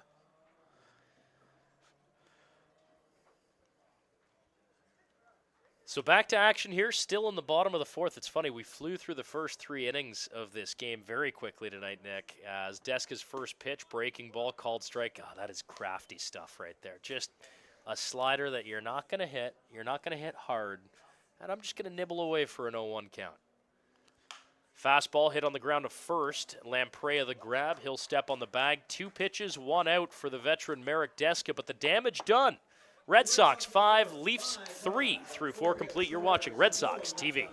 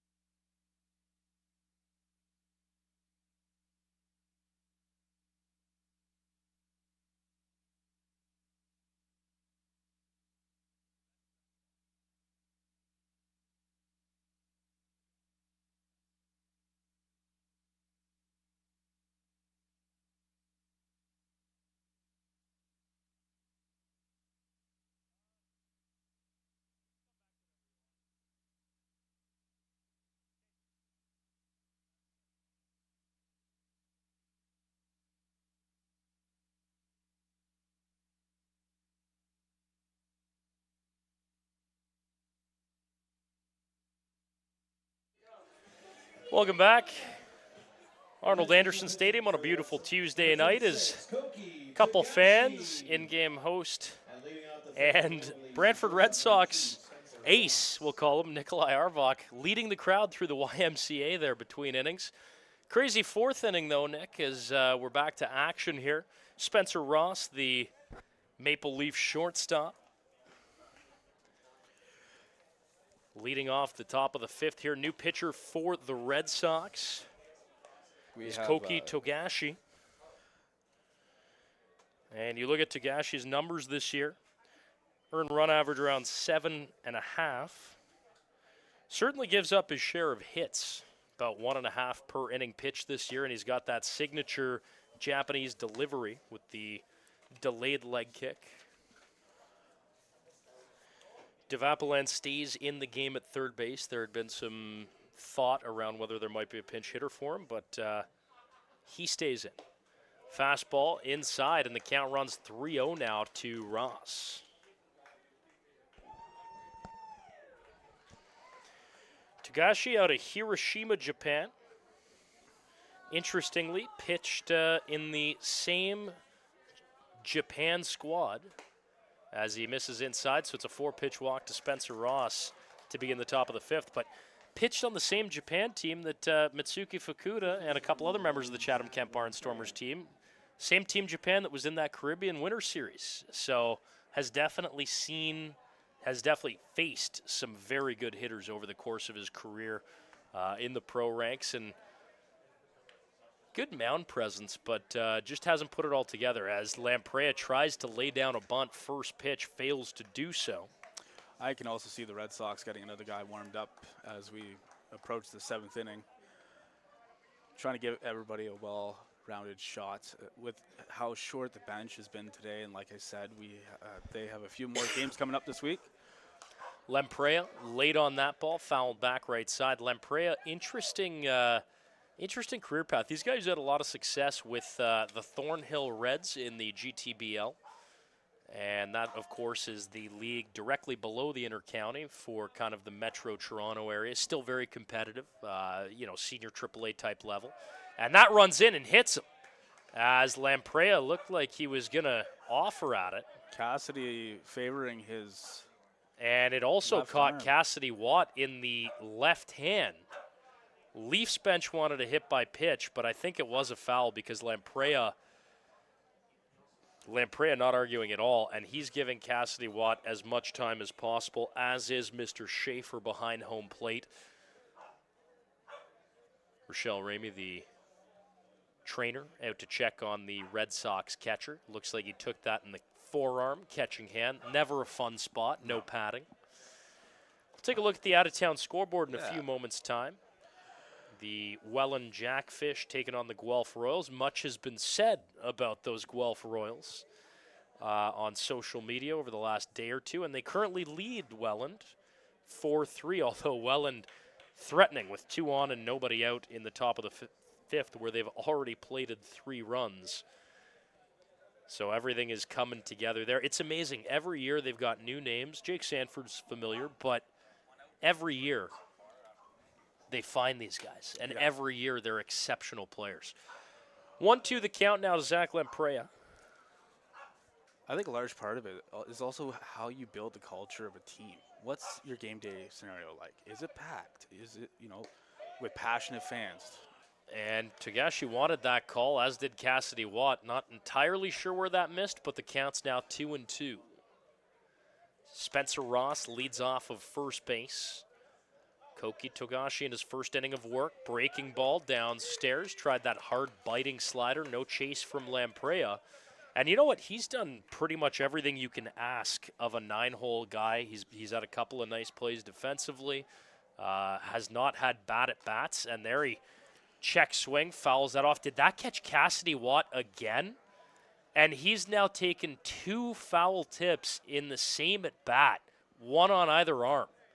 And that, look, they call them tools of ignorance, but I don't know if I've seen a catcher get manually dinged in each limb over the course of an at-bat. He is fighting it right now. Those aren't going to be fun to deal with tomorrow when he wakes up.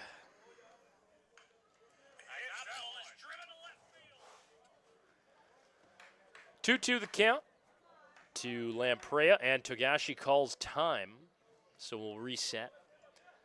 If you're just joining us, top 5 here in Brantford, 5-3, the Red Sox leading the Toronto Maple Leafs.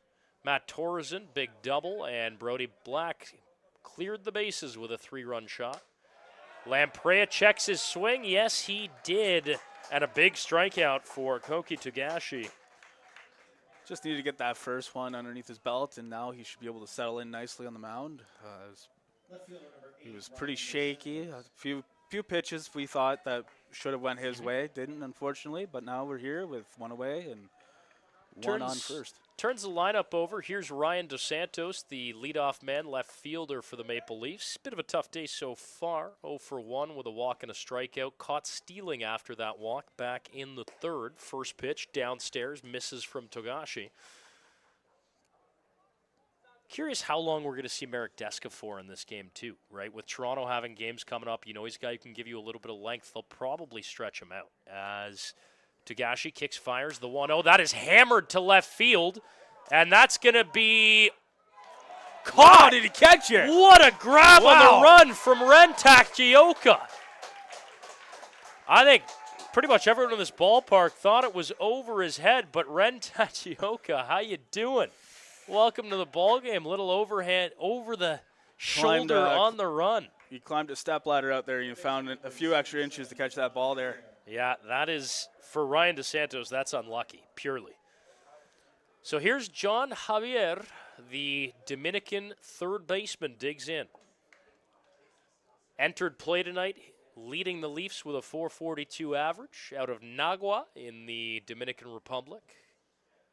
First pitch breaker downstairs. We see that a lot with Togashi right now. He's throwing them down low in his first pitches. Moreno stands on deck. 1-0 to Javier. Fastball called strike, inner half, 1-1. Slight different variation from that first pitch, but obviously that one was in the zone.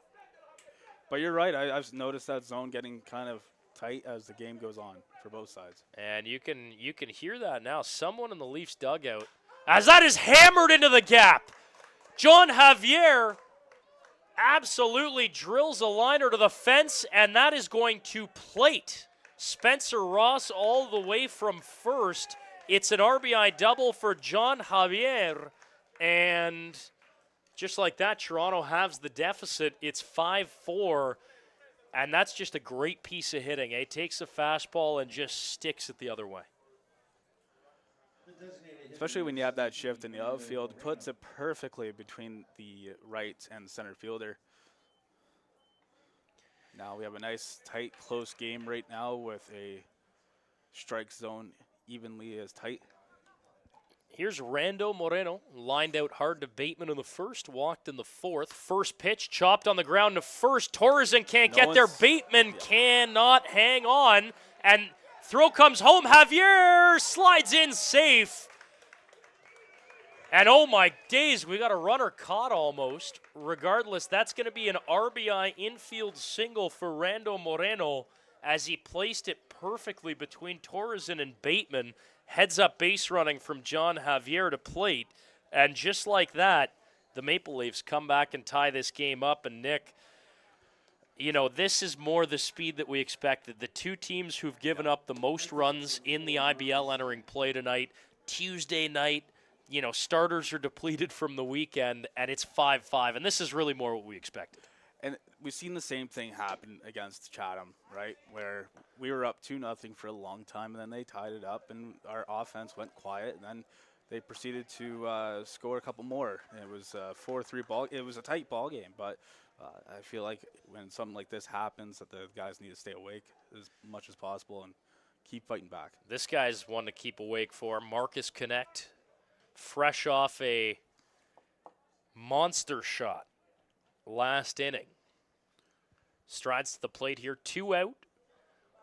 Rando Moreno is the runner at second. 1-0 the count. Here is Togashi fighting it a little bit. Here's the 1-0 to connect.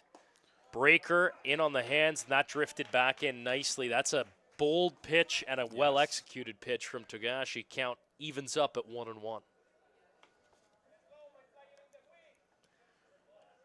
You can hear lots of chatter going on right now. You can hear the Leafs dugout getting back into this one.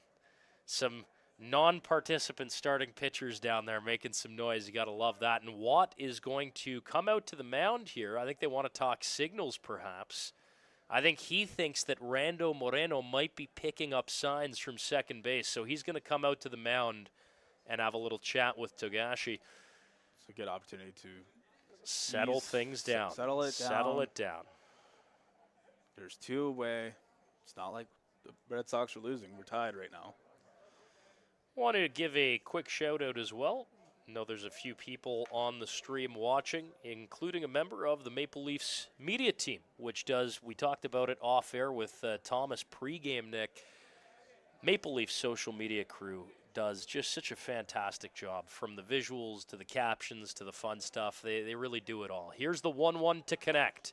Fastball misses up and in. Count now 2-1 to the Leafs right fielder. Yeah, a lot of teams are really going towards the in-game hose, doing things on the field. And just a few years ago, that wasn't a thing in the IBL. And as we go in that direction, I think we're going to see a lot more interest on the fan side. And as that one ball is is screaming. Holy, that went right to the other field behind us. There's the 13U game going on over there. And let me tell you, some kid just dodged out of the way. I think it was the catcher, dove out of the way of a Marcus Connect foul ball. Oh, my gosh. I couldn't Heads imagine. up, screaming at you. 2-2 will do it again. Rando Moreno stands off of second. Togashi kicks, fires. That's chopped back up the middle. Togashi with a great grab, and he'll help his own cause. Retiring Connect on the old 1-3 ground out. Still, 2 runs, 2 hits, no errors, 1 left on for the Leafs in the top of the 5th. We've reached the halfway point of this game, Nick, and 5-5. Nothing better. Back and forth, couple of moonshots. What do you think we might see in the back end? Well, in the back end, it's going to be an interesting game for the rest of it. Obviously, with Brantford being short bench right now, they really need to start banding together and trying to feed off good energy right now. They have a lot of good things going for them. Their offense is good. Coming off a 3-game weekend, and then even entering into another 3-game weekend.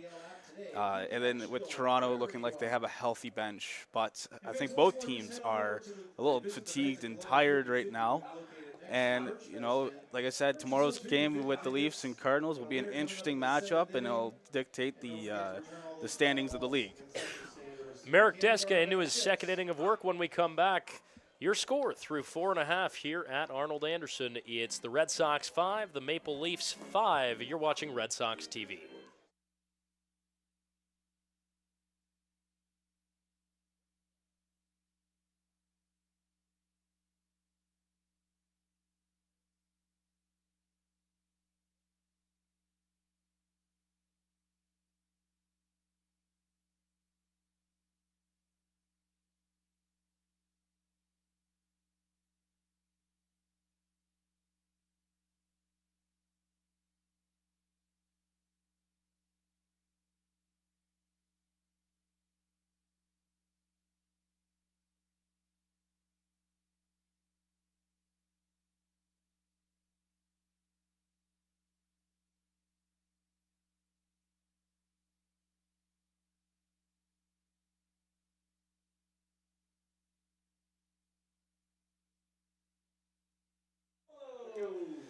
Welcome back. Bottom 5, top of the order due up for the hometown Red Sox. Ethan Palos going to lead things off 0 for 2 with a couple of ground outs today, but having a pretty good year so far, Nick.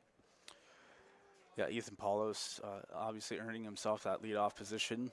It's been a topic all game long as that one gets driven. Yeah. But I think it'll be foul of third baseline over there. Yeah, just fought off an inside fastball from Deska, and he's behind 0-1. Great grab last inning, too. It was lost in the hubbub of the Leafs kind of storming back, but Ren Tachioka with just a terrific effort in left field. He twisted his body around 270 to grab that. It was impressive.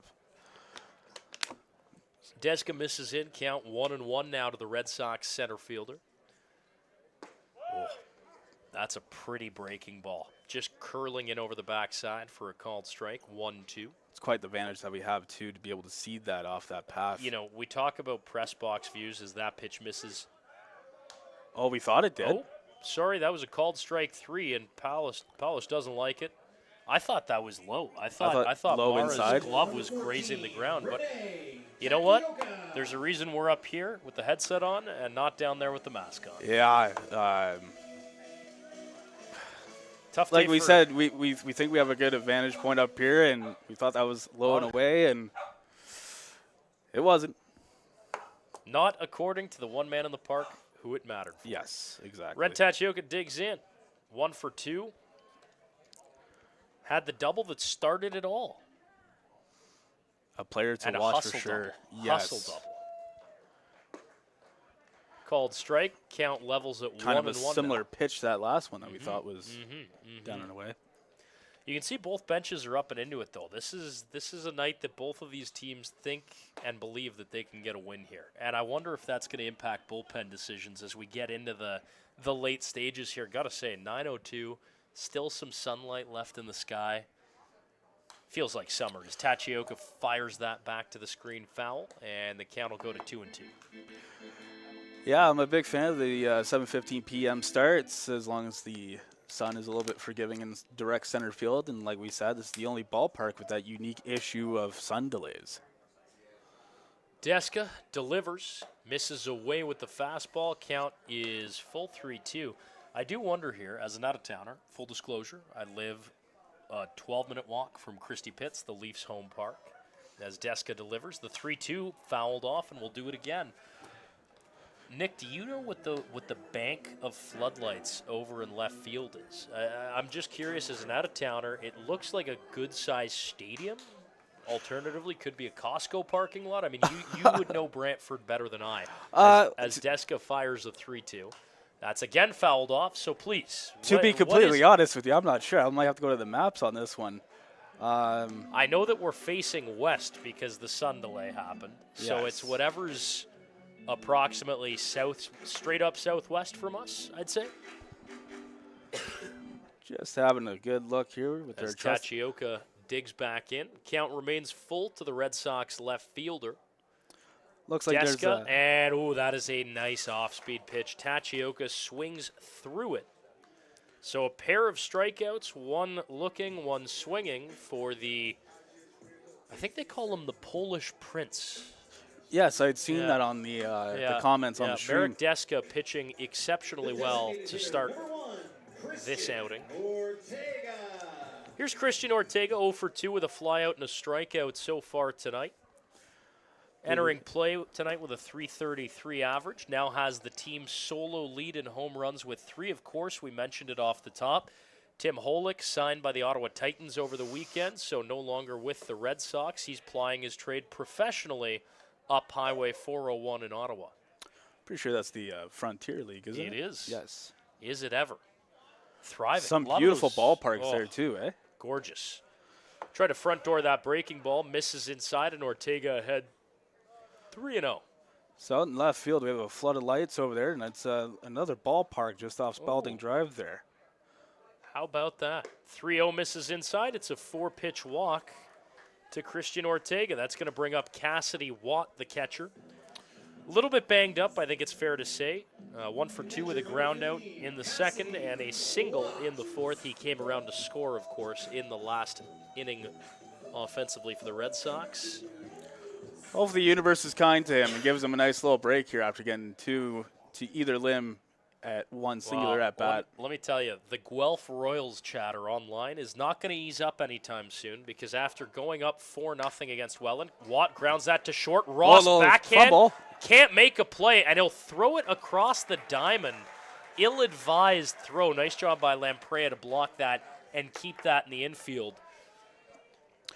That's got to be. It's a nice poke. That's got to be an error, though. Watt puts it in play. It's to Ross's backhand, but he's made that play already today. I'm putting it down as an error unless you feel different. No, I think that's a fielder's error. You know, follows the ball on that play. That could have been a routine play to end the inning, which would have sent us to the 6th inning. And like I said, huge fan of this 7:15 start because, what was it, the 6th inning on Friday wasn't until 10 or so? Here's Lucas Bateman. First pitch from Deska, misses downstairs. And now the Red Sox making some noise with 2 outs. Let's see what Nick Burdett's team can do here. Burdett, of course, the interim manager, likely for the remainder of the season. That ball skied right side, and that's going to be out of play despite Lamprea's best efforts. Another ball to the other diamond. Yeah, and I'm telling you, that 13U team is in jeopardy out there. Some free inter-county baseball league balls, depending on I if they bring them hear back. you get a hot dog if you return them. I know there's certain ballparks where if you bring the official balls back, you get a little keepsake, a little hat, a little Yeah, hot I think dog. that's what we have here at Arnold Anderson Stadium, a little treat if you return the balls. And that's fought off into Wow, shallow nice right little field. Is poke. that going to get down? Yes, it is. And that is going to cash a run. Lucas Bateman One with run an scores. RBI double. Throw coming Another home. one does. Play at the plate. Not in time. It's a 2 RBI double. Lucas Bateman puts the Red Sox back in front. It's 7-5. What's that jingle from? That little cha-ching. Is that Mario? I think That's it is? Mario. Yeah. They got the Mario theme song playing there. Ta-da. 7-5 Red Sox lead, so we've now seen 2 lead changes. Speaking of lead changes, though, going back to those power rankings we talked about, Guelph came out to a 4-0 lead tonight in the bottom of the 4th at home. Welland has now responded with an 8 spot in the top of the 5th, so I'm sure that the powers that be at the league are going to fan the flames there in Guelph. There was talk of a panic button being hit. Deska delivers a strike. Matt Torreson, of course, had a 2 RBI double.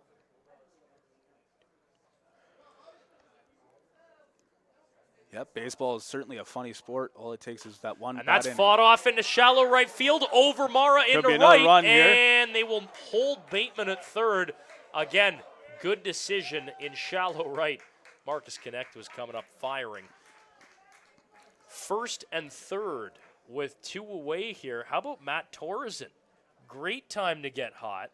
He's 2 for 3 tonight, and all of a sudden this Red Sox offense is starting to come around here, Nick. Yes, and at such a great part of the season too, right? We're getting into the middle of the season a little bit here, and you want to make sure that going into the dog days that you know that your offense can be activated. And again, tomorrow's game where the Toronto Maple Leafs go visit the Hamilton Cardinals, it's going to be an interesting bout, so I will be tuning into that game because they will be tired from this game and the last 3 games that both these squads have been playing.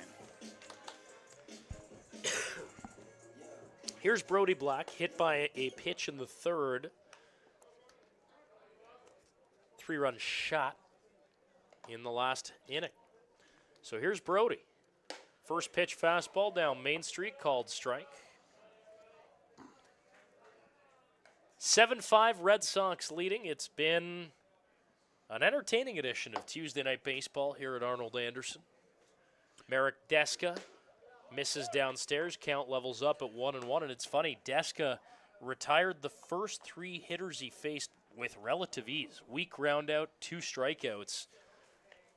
But it's this heart of the order with Ortega, Watt, Bateman, same guys that did it in the 4th that are doing it in the 5th. And that runs in and just missed. Just missed Brody Black like that. I thought that hit him, but No, I think same here. must have been just tipped off Justin Mara's glove, something to that effect. Looks like we have a couple catches going on in the Maple Leafs bullpen area. That's fouled off, right side. Yeah, looking at the Toronto, that's Adam Mara, the kind of side-arming lefty we're seeing with some long toss here. So that would be greatest hits night for this Maple Leafs bullpen. If you go Deska and Adam Mara, you've got about, I'd say close to 30, maybe even 35 years of IBL experience between the two of them. Mara's getting loose. Runner goes, throw down, and now they're caught, and the Another run will one. score. Another one scores A little here. shake and bake from Matt Torreson. As he takes off to draw the throw, Justin Mara sends it down, and the throw back down to home plate is offline, so the Red Sox cash another. Lucas Bateman scores some creative little small ball, and the bench loves it. They're as fired up for that as they were for Brody Black's 3-run shot, and it's 8-5. Again, what an important game it is to get the offense going. Big cut and a miss, and Black sat down on strikes, but not before 3 runs come across. We're through 5 complete here in Brantford. The Red Sox lead 8-5 over the visiting Maple Leafs of Toronto. Top 6 coming up when we return. You're watching Red Sox TV.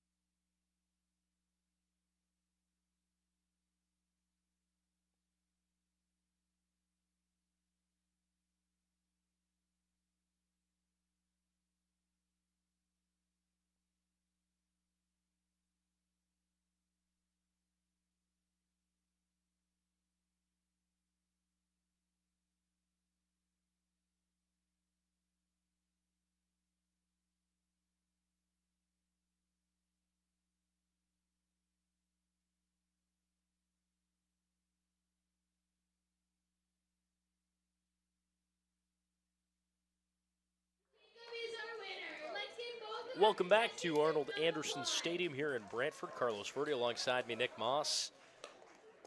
Koki Togashi into his 2nd inning of work now for the Red Sox.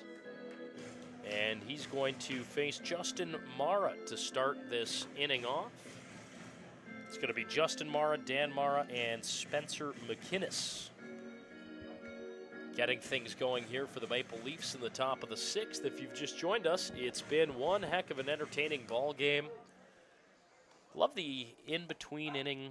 You know, everything going on here is just, it's been elevated. And we talked about the Brantford side, but in Toronto as well. And you're going to see it in Kitchener.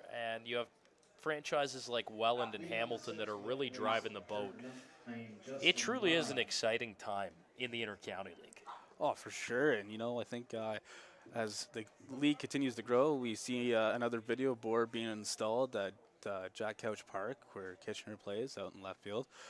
A little bit of inspiration there from when Welland installed their first ever video board in the league.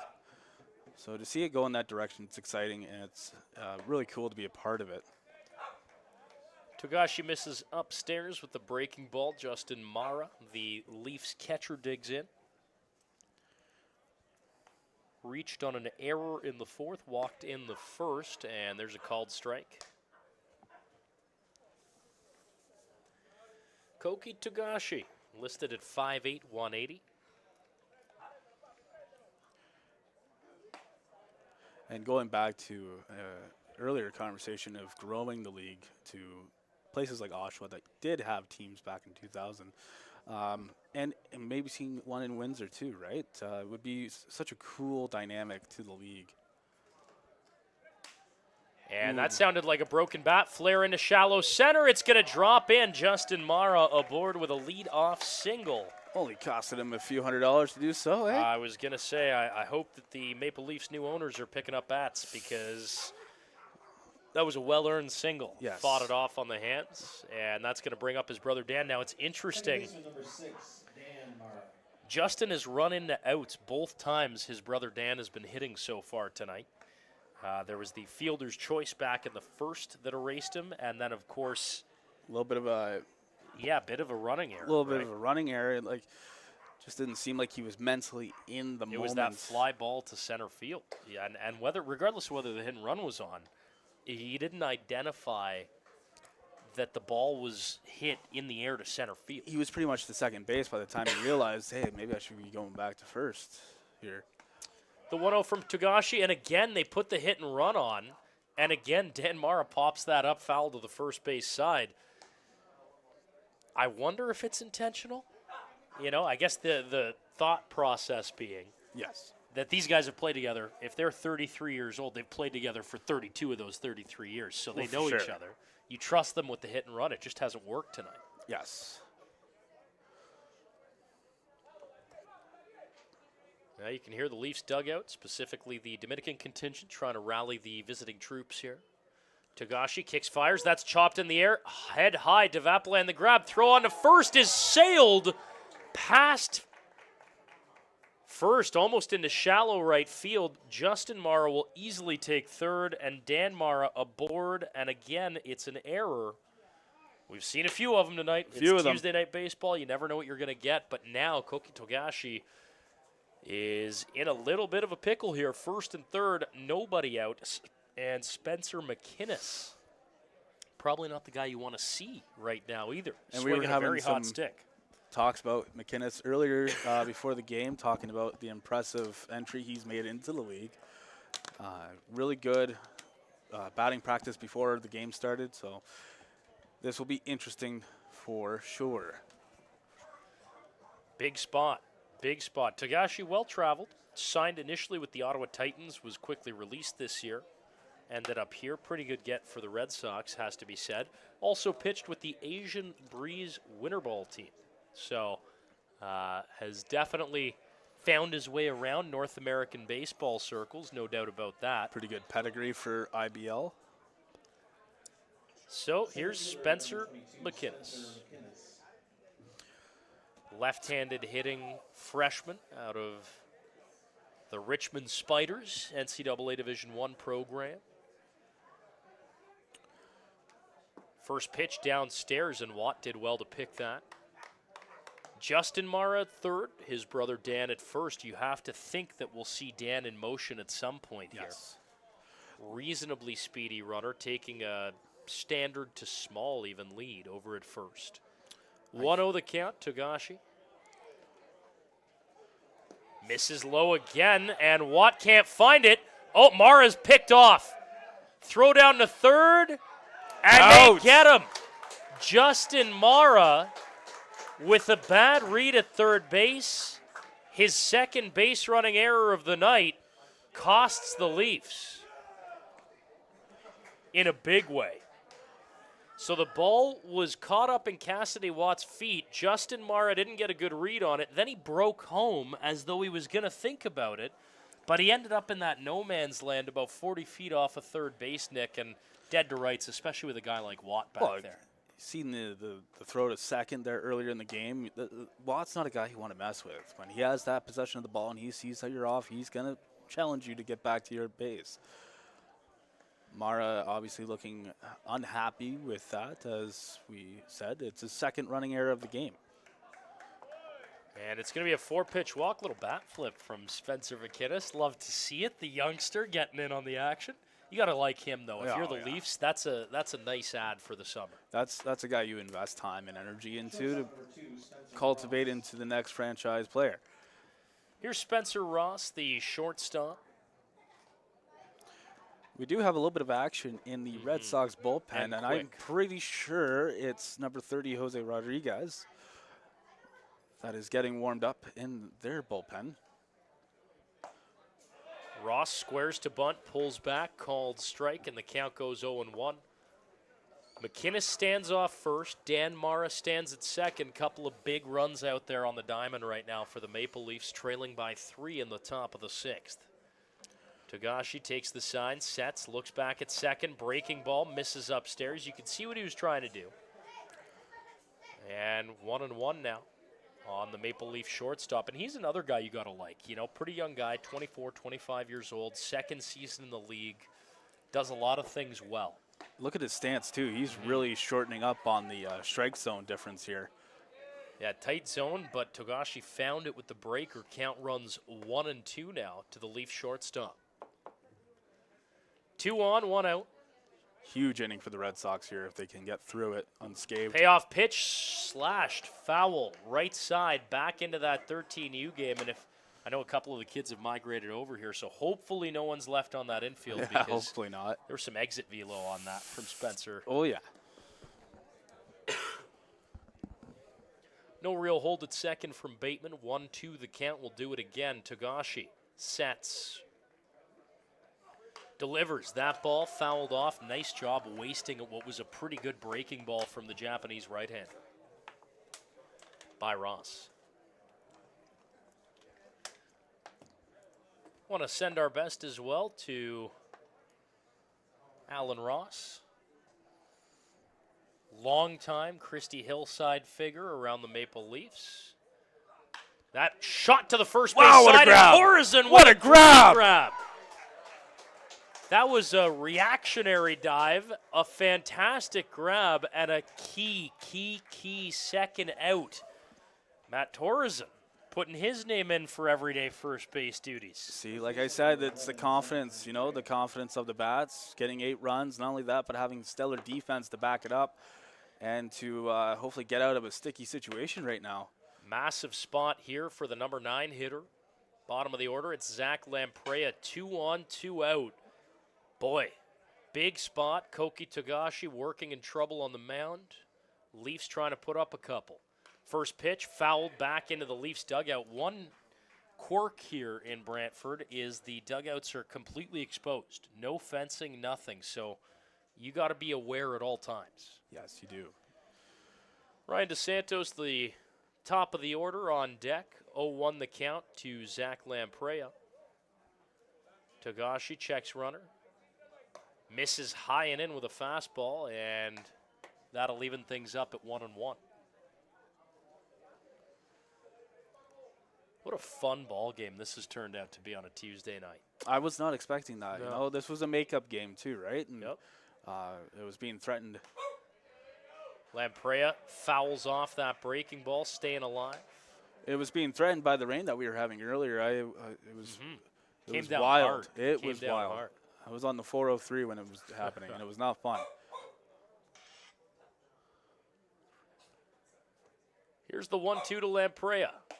Fastball, and the Red Sox bench and crowd thought that was there. Mr. Schaefer behind home plate disagreed. Count 2-2. Wasn't there a major league player that got ejected just by saying, "Hey, I think you're having a bad day"? So far. So far, It was gets someone from the ejected. Cubs. Here's the 2-2 from Togashi. Swung on and missed. He struck him out, and Watt with an emphatic pump throw down to first. extremely hyped. That is a big strikeout for Koki Togashi. And he gets out of trouble.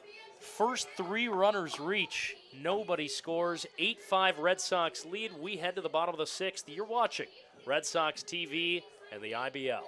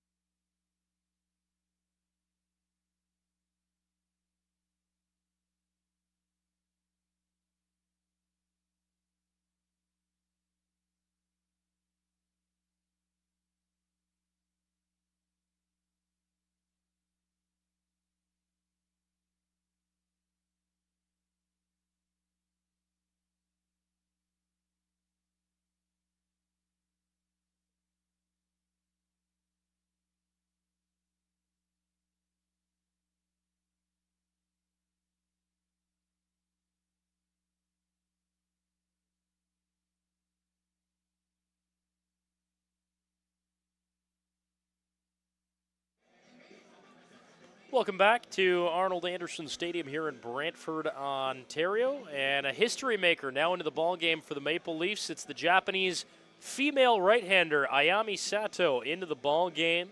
Of course, made Canadian baseball history back in early May when she took the bump to start the Maple Leafs home opener. And has been quite good in relief/short roles. Has really only had one rough outing, and that was against the London Majors. So the Leafs go to Sato here. Again, first woman to play in Canadian men's baseball at this level.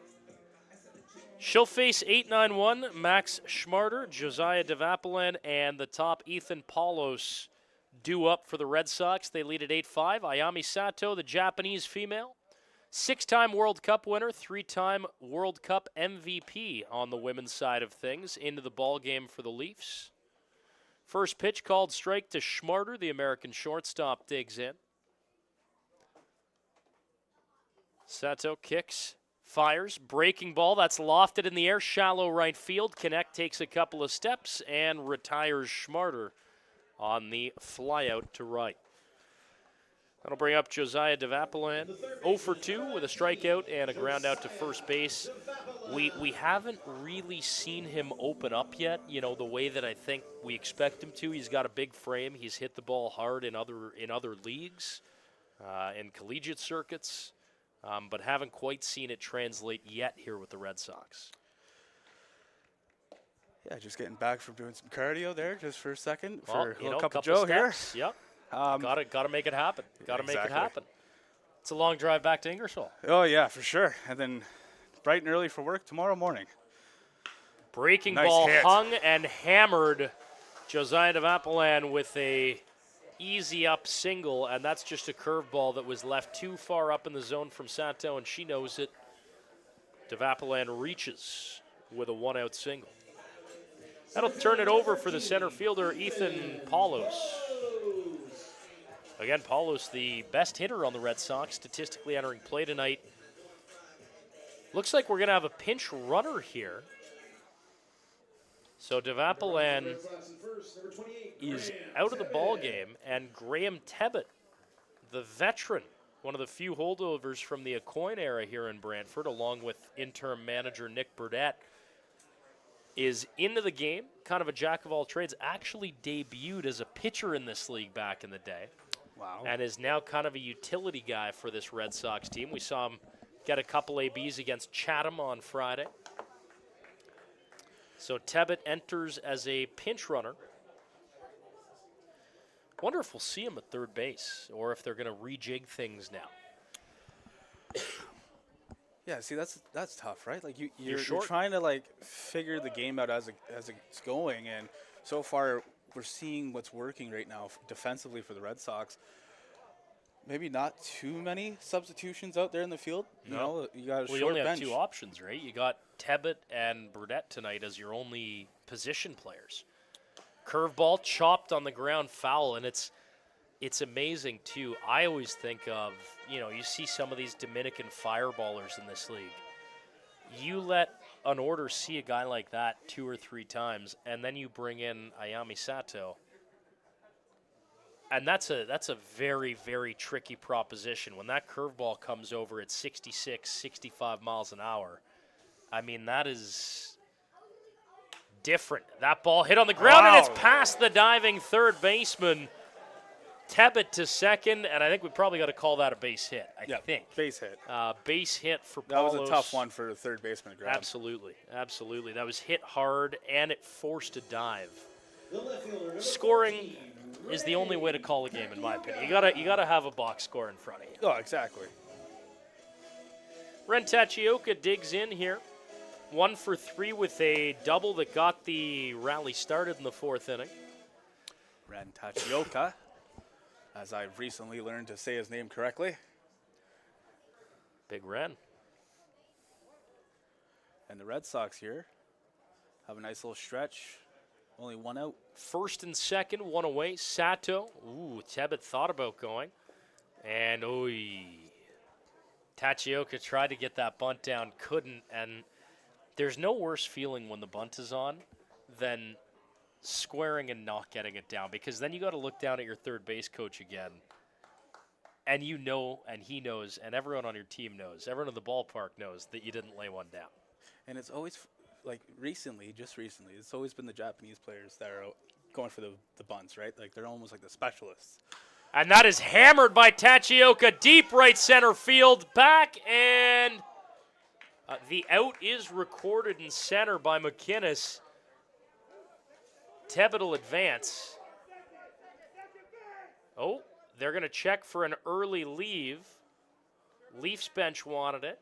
They wanted the out recorded, but Graham Tebbett's a vet, probably going to give him the benefit of the doubt 9 times out of 10. And speaking of the Leafs dugout, Thomas West is going to join us in the next half inning here on the broadcast, voice of the Toronto Maple Leafs, making the long trek down from Toronto.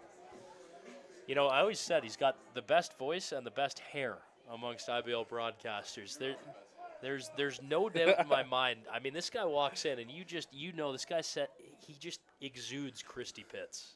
And I say that in the best way. First and third, 2 on, and that pitch is going to hit Chris Ortega. I admire Thomas's ability to rock flow. I think it just looks greasy if I were to do that. And such a crisp hat too, you know. And you know, we'll finish inflating his ego before he actually gets on the air with us. The amount of content that this guy puts out, Leafs Weekly, you know, everything you guys do, they do in Toronto, pregame, between innings. You know, they've put together one of the best broadcasts in the league, and this guy right here does it all, from underneath the tent on a sidewalk on a 40-degree angle. Like that tent, part of that tent is leaning over a precarious hill as Dustin Richardson out with the team's interpreter to chat with Sato. And he had a little bit of a sharp shot for Justin Mara there. Yes.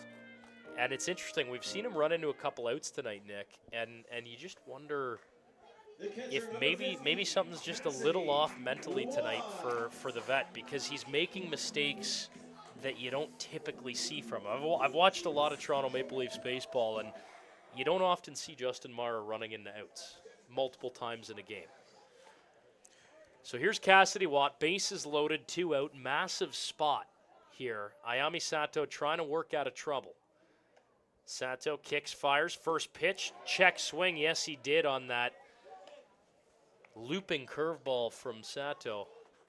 She throws a couple variations too. There's a hard one that's pretty tight. There's a really loopy one, kind of Chris Bassett-esque. And then apparently there's a cutter now. So lots of glove side movement. Lots of tools at the disposal. Circle change as well in the mix. So lots of movement, as you'd expect from someone who's played at the top of the women's game for such a long time with so much success. She's in a spot of trouble here, though. 1-1 the count to the Red Sox cleanup hitter, Cassidy Watt. Sato kicks, fires, curveball, and that is hammered high in the air, deep to left. Dos Santos settles under it, and the Leafs are out of the inning. Watt just a split second early on that, and he pops that up. Sato works out of trouble, throws up a nice 0, and gets some serious props on the bench for it. We'll step away. 8-5 the score through 6 complete. When we come back, Thomas West will join the broadcast. You're watching Red Sox TV. Get ready, Hamilton. It's the 2025 IBL Home Run Derby and All-Star Game. Hosted by the Hamilton Cardinals at beautiful Bernie Arbor Stadium. Watch the league's top sluggers crush moonshots in the Derby. Then see the best of the best go head-to-head under the lights in the All-Star Game. Grab your tickets now at HamiltonCardinals.com, because this summer, the stars shine brightest in Hamilton.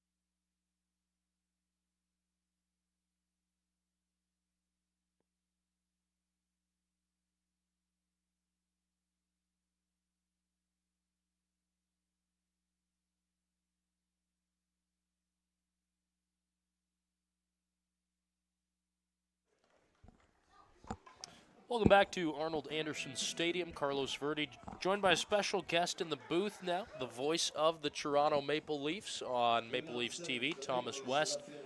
Making the trip down to support the crew tonight, trailing 8-5 as Ryan DeSantos digs in, the leadoff man. Top of the order for the Maple Leafs. Thomas, your impressions here, trek down to Brantford. What are you seeing this year? It's nice. To be honest, I thought that Marcus Connect home run was a lot more of a moonshot. From where I'm sitting down the right field line, that fence looks really far away. I'm being told it's, like 330 or something down the line? It's a regular-sized fence. Yeah. Yeah. Yeah, it's great. I'm trying to get out to all the different ballparks in the Intercounty Baseball League. I've spent like 5 years in this league, and I've been to 2 ballparks coming into this season. So I figured, I get out on the road, experience all the ballparks. This is one of my favorites. It came down last year, saw the Leafs play here as DeSantos swings through that pitch. 1-2 now the count. Jackson Smith into the ball game. Familiar name.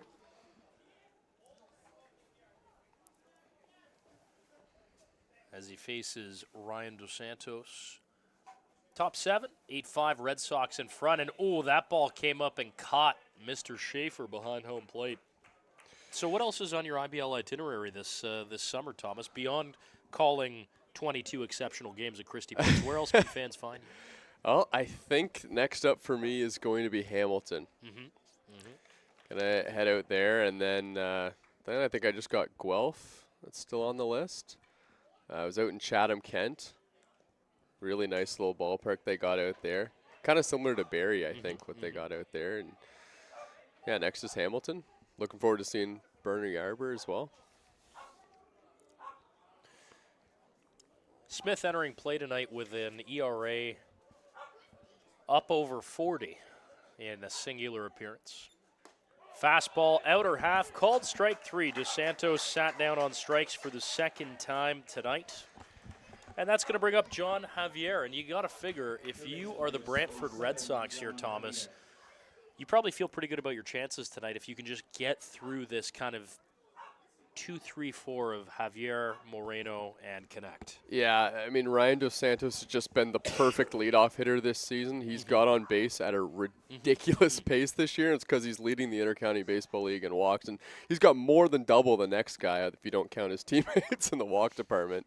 But this John Javier guy has been the find of the century for the Toronto Maple Leafs this season. That double back in the 5th, he hit that on a line to the opposite right center gap. Breaking ball from Smith misses way away, and that count is now going to tip dangerously in Javier's favor. And we saw what happened in that Connect at bat. What happens to pitchers against the heart of this Leafs lineup when you fall behind? Yeah, especially at the top of the lineup, these guys can really do some damage. Toronto Maple Leafs had a little bit of help from one of their former pitchers, and Angel Castro, who's kind of helping them on the recruiting side of things. And Javier was one of those guys that Angel Castro, I think, recommended to the Toronto Maple Leafs, and he was right. Smith misses inside. Count runs to 3-1 on Javier, and it's funny, a lot of the times it's someone that another guy already on the roster played with an affiliated ball or knows from lead-on back home.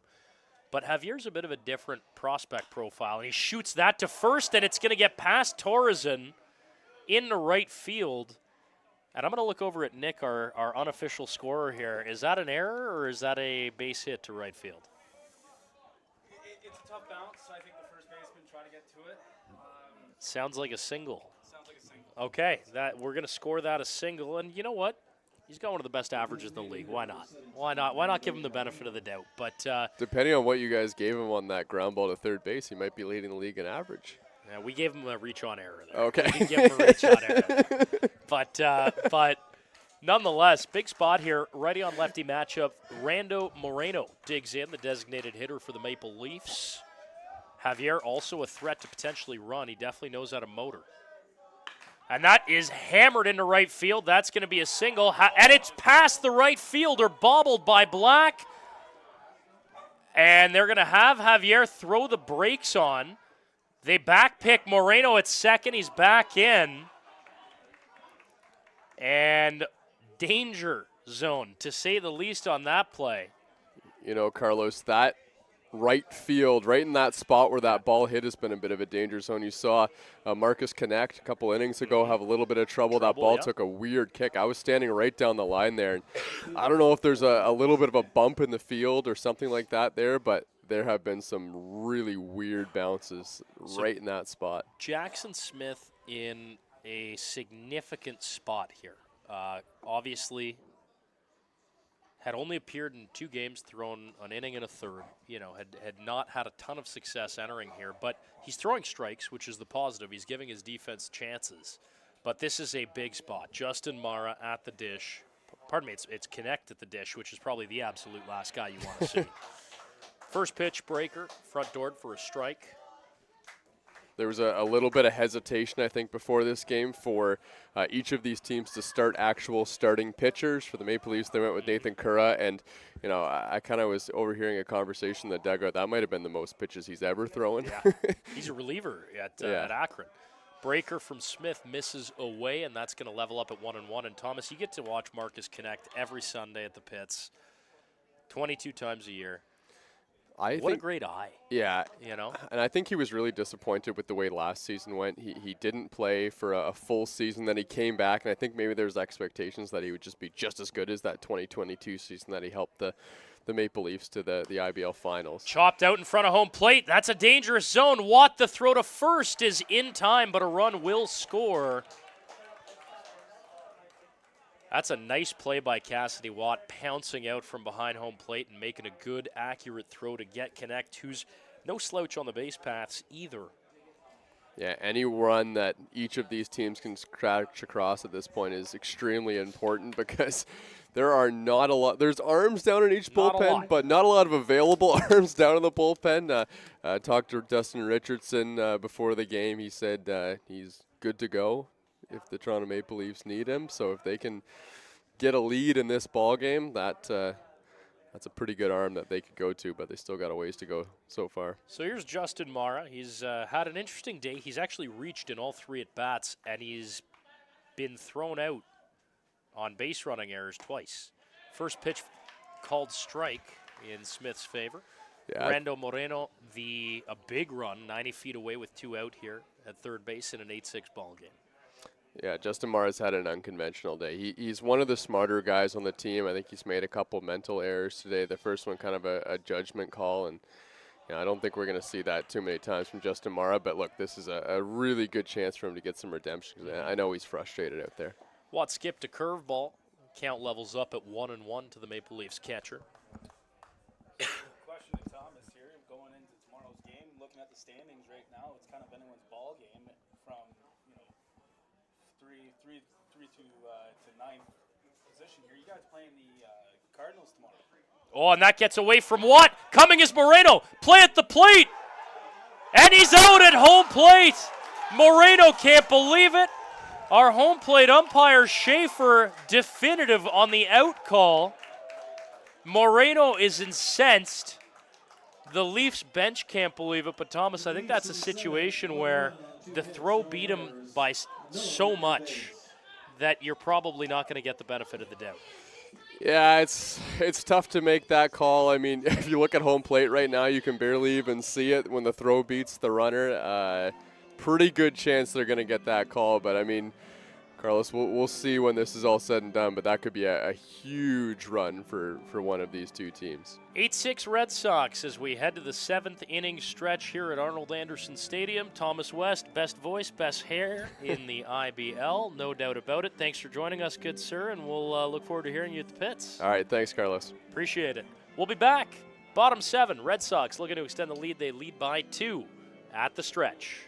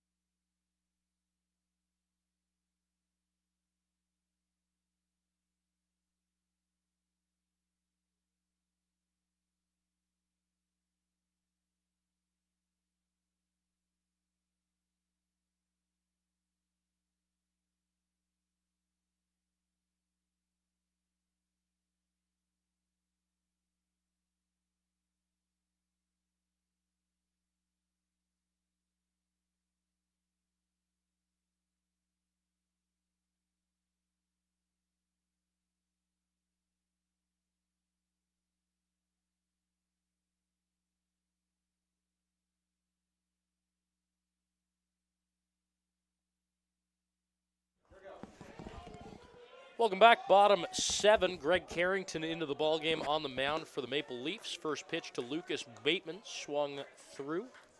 Strike one. Great chatting with Thomas West from the Leafs broadcast. And, man, he's been doing that a fair amount of time, longer than most in this league. And just a really great guy. Like I said earlier, it's awesome when you're doing something that you enjoy doing. You meet people like Thomas. Like for me, for example, meeting him today was awesome. I know that we all have busy schedules, but man, it'd be great to surround yourself with people who are like-minded, who have the same ambition and the same goals as you. And they do great work. You know, they got the Leafs Weekly. They have a legit broadcast package, and it's, you know, just a handful of people. Popped up by Lucas Bateman. Lamprey comes over, makes the grab under some duress, but makes the grab. So Bateman retired on the pop-up to the first baseman. Here's Matt Torreson, and it's funny, as much as we talked about his defensive prowess earlier, there's a couple balls that have snuck by him since. And it begs the question now, you know, Tim Hollick's gone. What does the everyday lineup look like for this Red Sox team? It's a valid question. That's chopped up the middle. Dan Mara thinks about it on the backhand. It gets past Spencer Ross in the center field. And Matt Torreson is 3 for 4. Have a day. No, they don't ask you how you got on base. They only ask you how many times you've done it. And as far as the Red Sox lineup goes, I'm starting to feel the sense of core, right? Where we have Christian Ortega, you know, for the last few games hitting third hole. And then same with Cassidy Walk, Lucas Bateman. As Torreson. Carrington skips that back to the backstop, and Mara deep into the corner of the backstop. This is a massive, massive foul territory backstop. What's that, 30 feet, 35? Oh, it's got to be. 40? I mean, probably 40.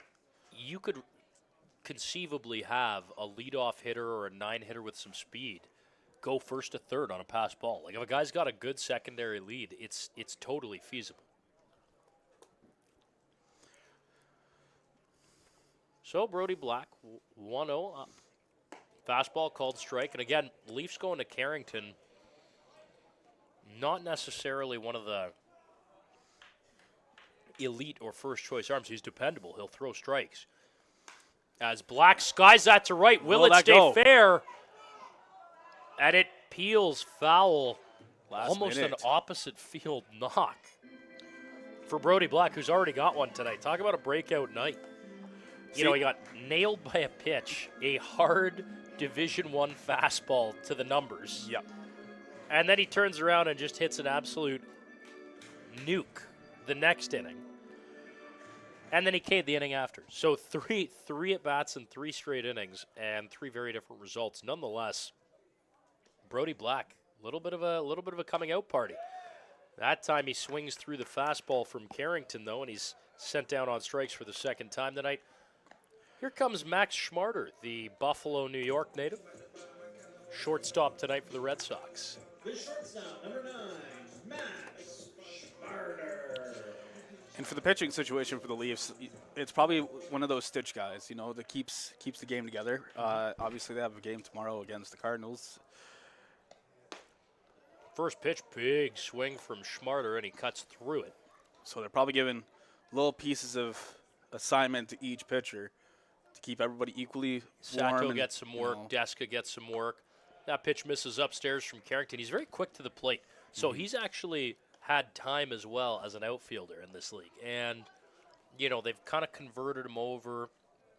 Obviously, the outfield's very crowded in Toronto now. Nice front door breaking ball from Carrington, and that's going to run the count to 1-2 now on Schmarter. So, Greg Carrington, effective so far. Two out, runner at second. Fastball in the dirt, good block by Mara, and they will retire Schmarter on the throw down. So 2 strikeouts, and for Greg Carrington, a pretty solid inning of relief. No runs on 1 hit, no errors, 1 runner stranded at second.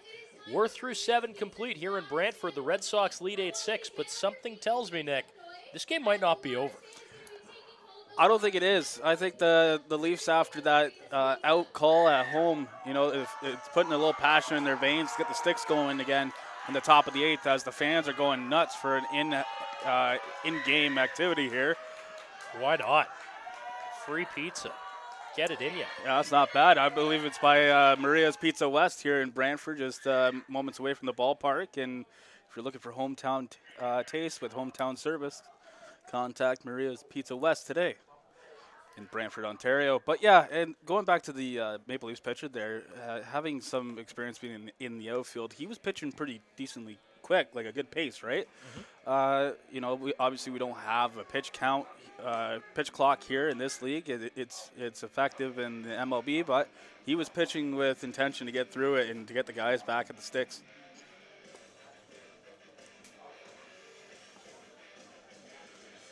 Big spot, and looks like the Red Sox are going to stick with Jackson Smith by the look of things. Red Sox with the day off tomorrow, but back at it in Barrie on Thursday at the newly renamed stadium here once I pull it up. Athletic Culture. Athletic Culture.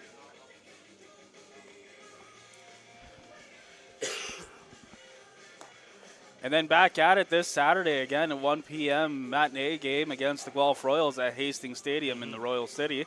And then the Red Sox are back at it on Sunday, 2 o'clock against Kitchener here at Arnold Anderson Stadium. So here's Justin Mara, the Maple Leafs catcher, digs in.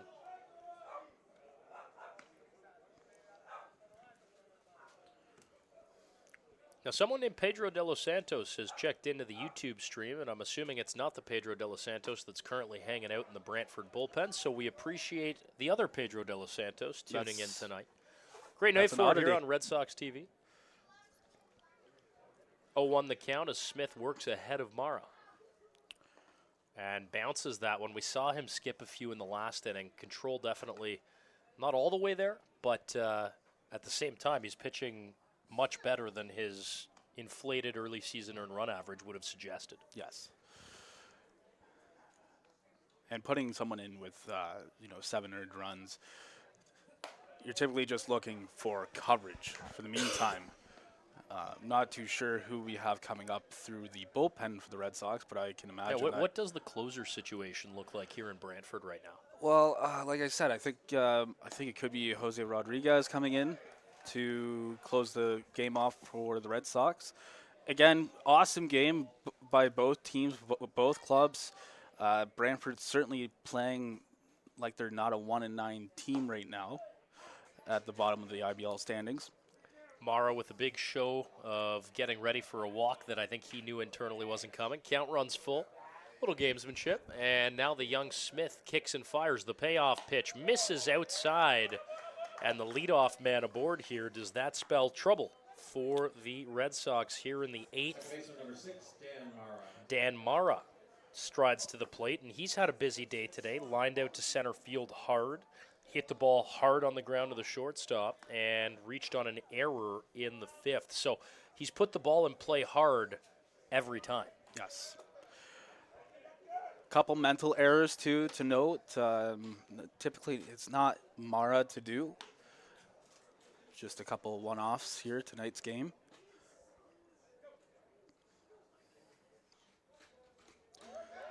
And that pitch gets away from Watt, and Mara is going to be up at second, no throw. And not just a breaking ball that got away from Cassidy Watt. I think it's fair to say that's a pass ball. Mm-hmm. I don't think Smith missed by that much on that curveball. Pass ball, and it's a smart play by Cassidy not to let it go. To second base there off that last play. Looks like who is on deck for the Maple Leafs here? I think that's Dennis DeBanning is on deck and looks like he's getting ready to pinch hit for the Maple Leafs here. Veteran guy, has some pop, been around the league a long time. I like that move from Rob Butler and company. 2-0 count. Misses inside, and now Jackson Smith running into some trouble here behind Dan Mara, 3-0. Dennis DeBanning on deck. He will be pinch hitting in place of Spencer McInnes in center. The 3-0 from Smith down Main Street, called strike. It's a nice fight back here for. Fair to say the crowd is thinned out here towards the later stages. Makes sense, 10 o'clock on a school night. But those that are remaining are very invested in this one. The 3-1 from Smith. There's a strike, fastball on the outer half. Dan Mara looked at a pretty good pitch there, and we're full. A lot of little drama moments in this game, eh, Nick? Like little inflection points, you know? Little TSN turning point may have been the thrown out at home plate there, where the 3-2 popped up in the infield. Torreson over towards first, sets up under it, and makes the grab. And Dan Mara not overly happy with the outcome of that at bat. Here comes Dennis DeBanning, and we saw him taking BP. I mean, even just the walk. This is a guy who handles his lumber, and this is a guy who can hit the ball a long way. He is strictly business here at this at-bat, looking to even things up here in the top of the 8th here. Again, with the nice 7:15 start, it is 10 o'clock, and we are 1 inning away from a complete ball game. First pitch breaking ball, DeBanning swings through it. This is the tying run at the plate for the Maple Leafs. A game that certainly means something to both teams, but you get the sense that it might mean a little more to the Red Sox if they can finally get win number 2 off the board. Well, I'm pretty sure the only win they have so far is the opening day game here in Brantford. Smith kicks, fires, curveball, called strike. Back-to-back curveballs to the heavy-hitting pinch hitter, and it's 0-2.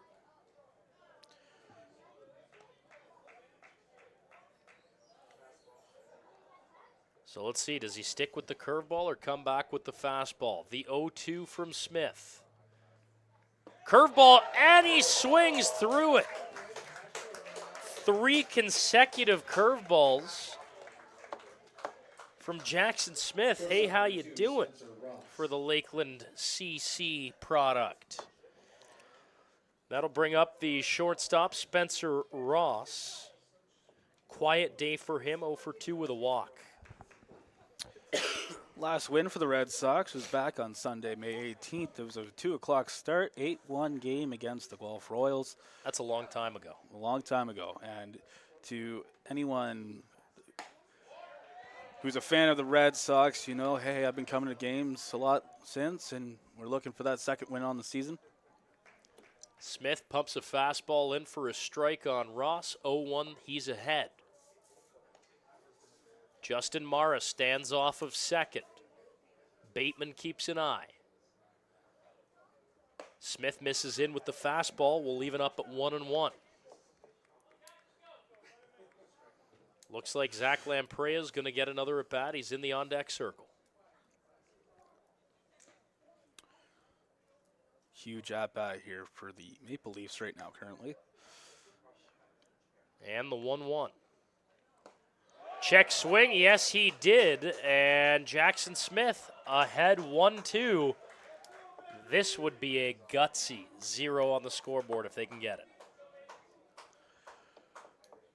This could be a real turning point for the Red Sox this season. If they can get this win at home with confidence after having such a busy past weekend and a very demanding schedule coming up. Smith peers in, takes the sign from Watt. Long look at Justin Mara, kicks, fires, curve in the dirt. That's a good waste pitch, trying to get him to chase 2-2. Some people don't like those pitches, but I do because it kind of just, it gets into the mental head frame of the batter, changes right? the guy's eye level. It does a lot of things. So now you got him creeping down a little bit more in that batter's box there after that last pitch. Smith sets the 2-2. Hit hard on the ground to second. Bateman the grab, throw on to first. Wow, barely. Almost pulls Torreson off the bag. Torreson might have had to reach back there. Bateman didn't make it easy on him. But it's another 0 thrown up on the board by the Red Sox bullpen, and they lead this one 8-6, headed to the bottom of the 8th. You're watching Red Sox TV. It's Brantford 8, Toronto 6.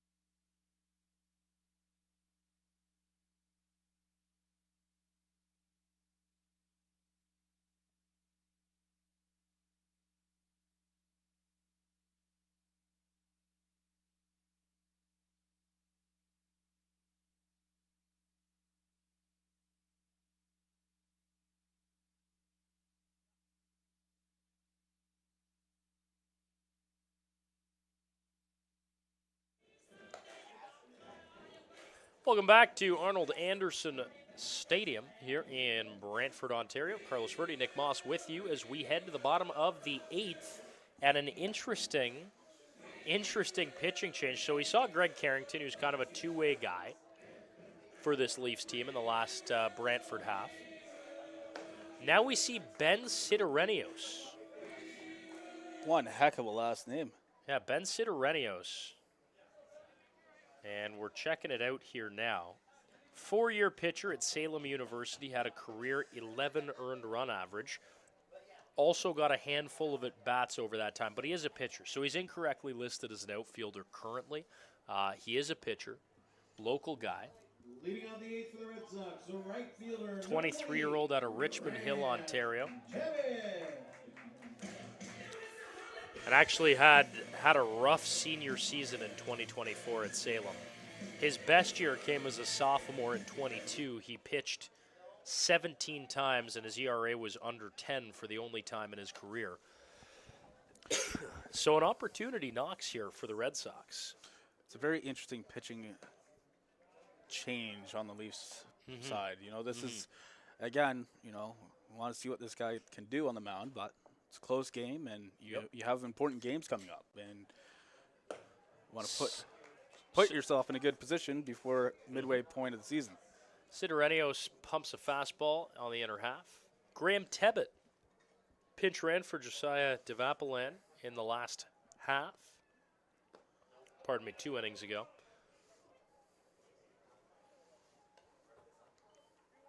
Count goes 2-1. Tebbett first at bat of the evening. Again, converted pitcher. And Sidorenios bounces that about 54 feet, and that count's going to go to 3-1 now. Red Sox, you know, would love some insurance runs right now. Due up in the top of the 9th for the visitors from Toronto, 9-1-2, Lamprey, Dos Santos, and Javier due up. That ball hit high into right field. Lofting under it is Connect. And Tebbett retired on a flyout to right field. Back to the top of the order now for the Red Sox. Here's Ethan Paulos. The second baseman, number 13, Ethan Paulos. And he has apparently moved to second base. Is that a regular thing? Not that I've seen in my short stint being here with the Red Sox the last 2 games. All right, well, he's been announced as a second baseman. Lucas Bateman did make that play at second in the last half, so maybe that's a change. We'll keep an eye on it. Yep. Ben Sidorenios, Richmond Hill native, on the bump for the Leafs here in the bottom of the 8th. I'm assuming another pitching change will be made. Yeah.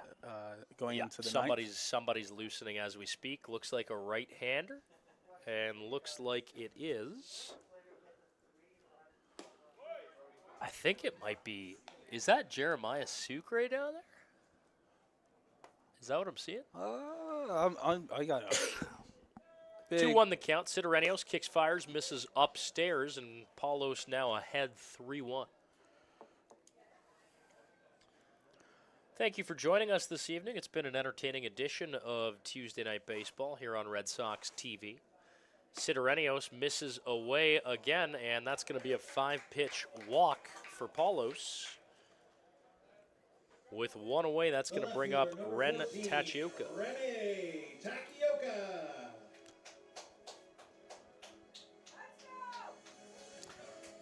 Has hit the ball pretty hard tonight. He has.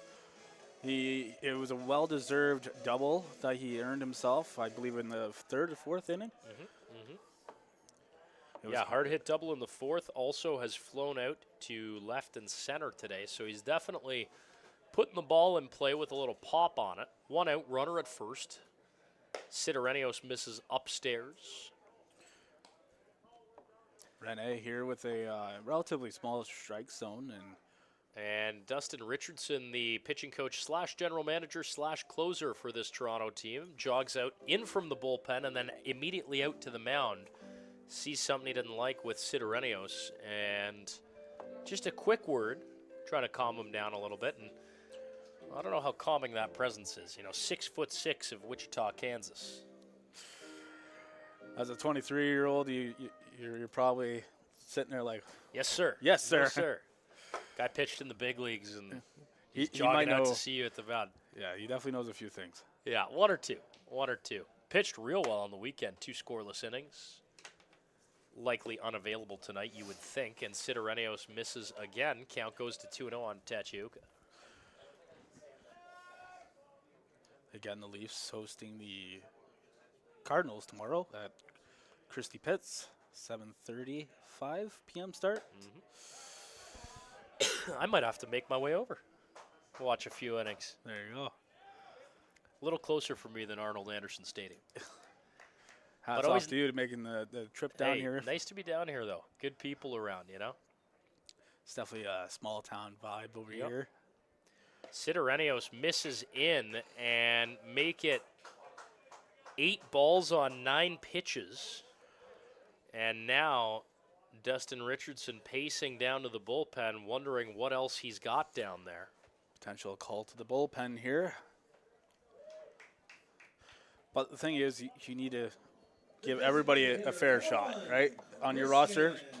Especially, like I said, dog days of summer. You got to get these guys going, man. That's somehow. what this is. That's what this is, right? You were playing whatever, your 6th game in 10 days, over a 10-day stretch, 11-day stretch. What does your pitching look like? That's the question, and it's find out time right now. It's gut Exactly. check time right now. Sidorenios misses way high with a curveball, and that's now 7 consecutive balls thrown. Interesting to note, control, an issue for sure. He averaged a walk an inning throughout his collegiate career at Salem. And he runs a fastball in, 2-0.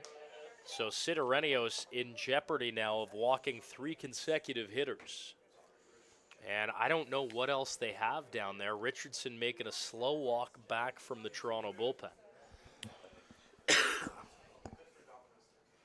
I could see there being another pitching change going into the 9th. For And the there Leafs. is a strike. Usually you get a strike call there after 8 or 9 straight balls, and it's a sarcastic round of applause from the crowd. But polite crowd tonight here in Brantford. That was just a smattering of teammates picking him up in the dugout. Here's the 2-1, and he pulls that way wide. 3-1 the count now, and Sidorenios has completely lost the zone here in the bottom of the 8th. 1 out, runners at first and second, 3-1 count to Christian Ortega, the designated hitter.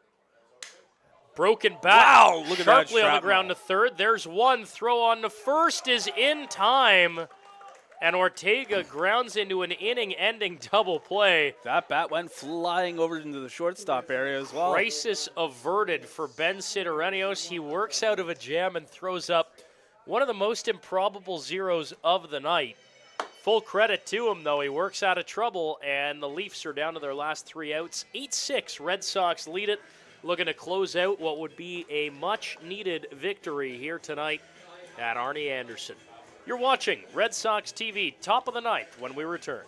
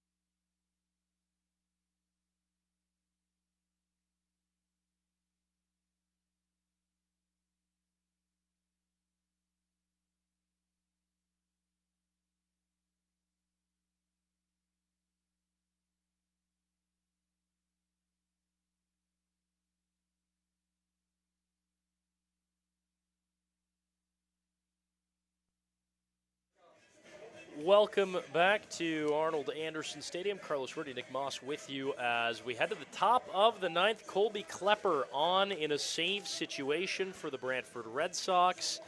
And boy, oh boy, this would mean a lot to this Brantford team, Nick, if they can pull this one out. Klepper, 3 appearances, 5 innings. He has an earned run average of 360. Opponents hitting just 176 off of him. Let's see. He's going to face 9-1-2 Lamprey, Dos Santos, and Javier for Toronto. Yeah, he's looking all right, but kind of nervous. A little pass ball on that last warm-up pitch. Just trying to regain his composure here. Free to find that zone, Cassidy sends it to second base. Welland still leads the game in Guelph there. 10-4 on the top of the ninth over the Guelph Royals. Zach Lamprey is going to lead things off for the Maple Leafs. It's been a tough day for the emergency first baseman called into action. 0 for 3 with 3 strikeouts.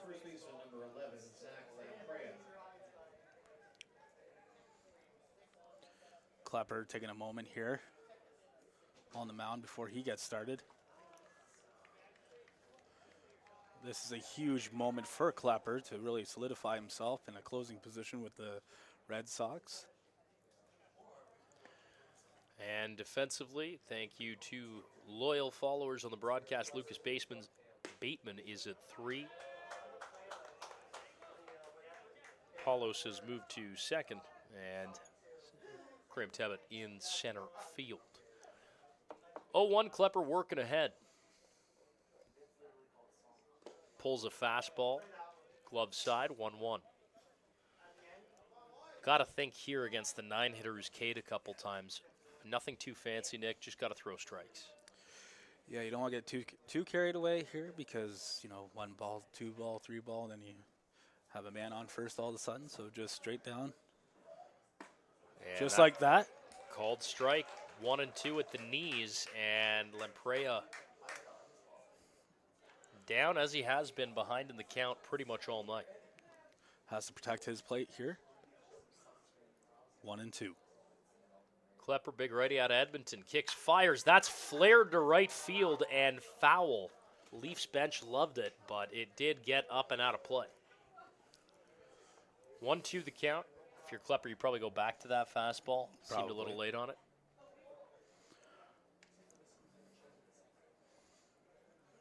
1-2 the count to the Maple Leafs first baseman, Klepper, formerly of Presbyterian.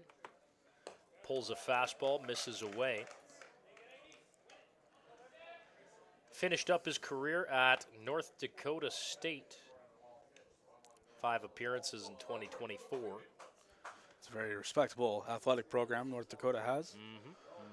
The Bison, right? Yes, the Bison. 2-2.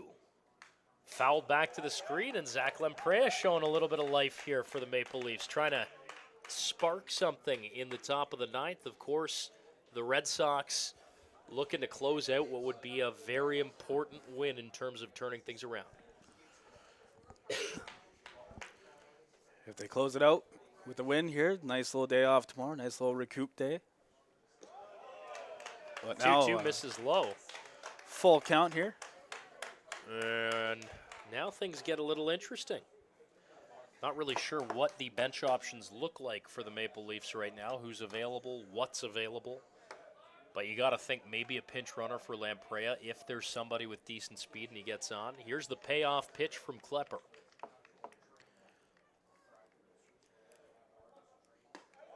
And that misses inside. Lamprey with a little theatrical flip.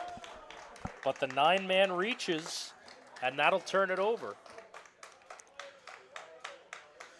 Fans at the stadium were kind of questioning that last call, thinking that should have And been. you can hear him, too. You can hear the individual fan in row 4 that's very disgruntled. Here's Ryan DeSantos. Bit of a tough day for DeSantos. Has a penchant for getting on base, but today, a couple strikeouts. Has not reached safely other than getting caught stealing. And there's a pass ball, and it rolls into the Leafs dugout. That's going to be an automatic first to third situation. Colby Klepper. Could we see a bottom of the ninth? Well, for the home fans that have remained, let's hope not. But the run to get the Leafs within one is 90 feet away with nobody out, and the top of the order at the plate. Now,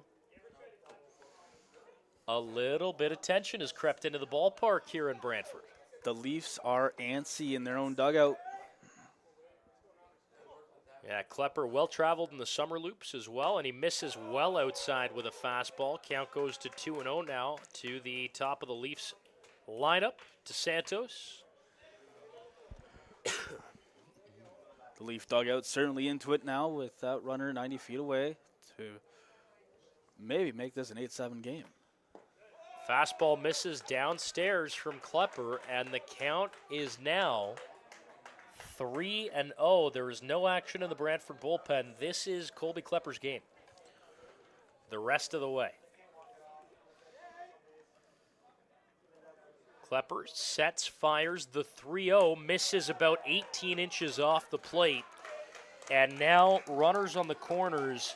The tying run is aboard. Cassidy Watt going to talk The to go-ahead Colby run Klepper. is at the plate, and it's probably the best hitter in the IBL right now. Not a great position now for the Red Sox that have no outs going for them either. And they have a very limited bench. The only option left is Nick Burdett. Graham Tebbett's into the ball game. They have one other position player listed, and it's their player manager.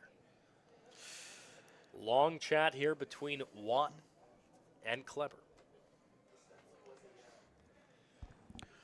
Number 77, John Javier. John Javier digs in. Walks, something of an issue for Klepper over his career. Over a walk per inning in college.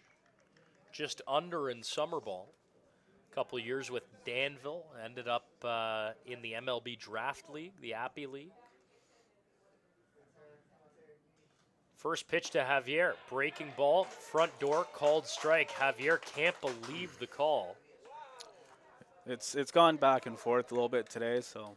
Yeah, that call was there early, the inner half to righties, but then it disappeared from about inning 4 to 7. Maple Leaf dugout not agreeing with that one. And it runs in and hits Javier. And the Leafs dugout springs to life, and that's right after Javier took a moment, and he's not happy. The Leafs dugout is not happy. And the Brantford Red Sox now experiencing a nervous moment. Rando Moreno comes to the plate with the bases loaded and nobody out. The score is 8-6.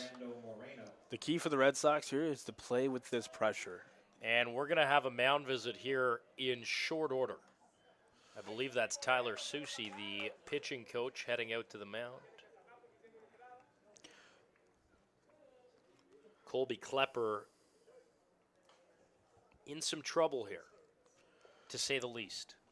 This is a good test, too, because, this again, it's pressure. You're looking for your second win of the campaign, and this is an opportunity to see what you have in the tank when there's pressure. Yes. This fan base, the city's looking for their second win in IBL season this year, and, you know, if there's no deep playoff runs, this is your playoff right here. This is the equivalent to being in the playoffs, where every game matters. Every game should matter during the regular season. And it does. To teams like Brantford in this league that are in the mix for that 8th and final playoff spot and expect to be from opening day in a dogfight for it, it matters. Colby Klepper, bases loaded, nobody out, works to Moreno. First pitch, chopped on the ground, foul first side, and that is that, Dominican aplomb, joie de vivre, whatever you want to call it. You know, You've just seen your last guy get plunked, 2 other guys have walked, but he's going up and he's looking to change the game with his bat. First pitch swinging. I love it. Being hit by pitches is something that no batter can really control, but to get on base off of hits, a lot better than walks or getting hit. Moreno swings through it, and it's 0-2. So Klepper has now battled ahead. This would be a very well-earned, hard-fought save on the line score for him if he can get it now. Tying run at second, go-ahead run at first. Rando Moreno, the Leafs' designated hitter, bats. And you'd have to think defensively this play will be going to home. Ground ball, first base. Torres and throw to first. Watt is there. Throw back down to first. And it goes into the outfield. Watt tried to back pick Dos Santos, and it backfires in a big way. Runners advance to second, and one comes in to make it a one-run game. I get what you're trying to do. You're trying to catch a runner sleeping. You know, everybody's expecting you to go to one. But throwing that ball into left field is an error that just cannot happen at this level of baseball. 8-7 the score. 1 out. The tying run is at third. The go-ahead run is at second. And Marcus Connect is going to get intentionally walked, which is probably the right decision based on the fact he hit a moonshot earlier today and has the league lead in home runs. As much as I believe in the Brantford offense, I feel like if they have let up something like that and they didn't decide to walk him and he does another moonshot, brings in 3 more runs, that would probably gas the Red Sox at this point, who have fought so hard just to get the 8 runs that they do have on that board. 8-7 the score. Red Sox looking to close it out. Justin Mara, the catcher, at the plate. First pitch misses downstairs. And I would expect Mara to be pretty discerning here. Yes. Klepper here, I think, is trying to be really conservative and put it in an out-of-reach area, but unfortunately throws that first one as a ball. He's feeling the pressure right now as bases are loaded. The Edmonton native working the 1-0 count. Kicks and fires, misses well away, and it's off of Watt's glove. Throw home play at the plate, not in time. And the Maple Leafs have tied this game on a wild pitch from Colby Klepper. As that got way, way away from Cassidy Watt, about 2.5 feet away from where he was set up. And now, my oh my. It's a new ball game. 1 out, Justin Mara at the plate. Go-ahead run at third. A 10-8 run at second. And Colby Klepper, of course, the infield is in here for Nick Burdett's team. Such a mental game baseball is because there's not a whole lot of action, right? And when you're pitching on the mound, you're left to your own devices. There's a strikeout or half, 1-1. It's nice to see Klepper regain his confidence there, get that first strike of the at-bat. But he is in one tough situation, as we will be seeing a bottom of the 9th. 1-1 from Klepper. Swung on and missed. Mara with a home run cut there. right over the top. Pardon me, it's 2-2. This is a big at bat to say the least. A lot of Klepper. swings in this game. Here's the 2-2 from Colby Klepper. Chopped foul first base side down the line. They'll leave that. Klepper strictly working on the batter right now as he's not giving any attention to either third nor or should second you. base runners. Infield's in. Everybody knows that that run is the difference. They're going to check home before doing anything else here. Very conservative leadoff on third as well. Mm-hmm. One away. Klepper kicks, fires. Swung on, fouled back to the screen. That almost may have been a better outcome for Mara if he'd missed it and it had gone to the screen and he could have taken off to one. Yes. But a great battle here. Great battle. Klepper, Justin Mara, Dan Mara, his brother, Toronto's second baseman, stands on deck. It's been an odd night at the park, specifically for the Maple Leafs. We've seen some interesting pitchers. We've seen some interesting pitching decisions. And, Klepper misses about 3 feet outside. Count runs full to Justin Mara. And again, we do have action in the Brantford bullpen now. Watt having to fully extend his glove arm all the way out to make sure that didn't get by him, and did a great job in keeping that ball out in front. Here's the payoff pitch from Klepper. Kicks, fires, fouled off hard, and I think Mara might have just swung at ball 4. That looked quite outside.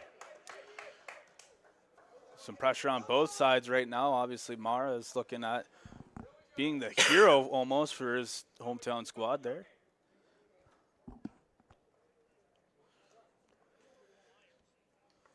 "3-2 will do it again. Colby Klepper, Justin Mara. Klepper kicks, fires, popped up on the infield. Bateman and Schmart are over. Bateman will drop it. He drops the ball.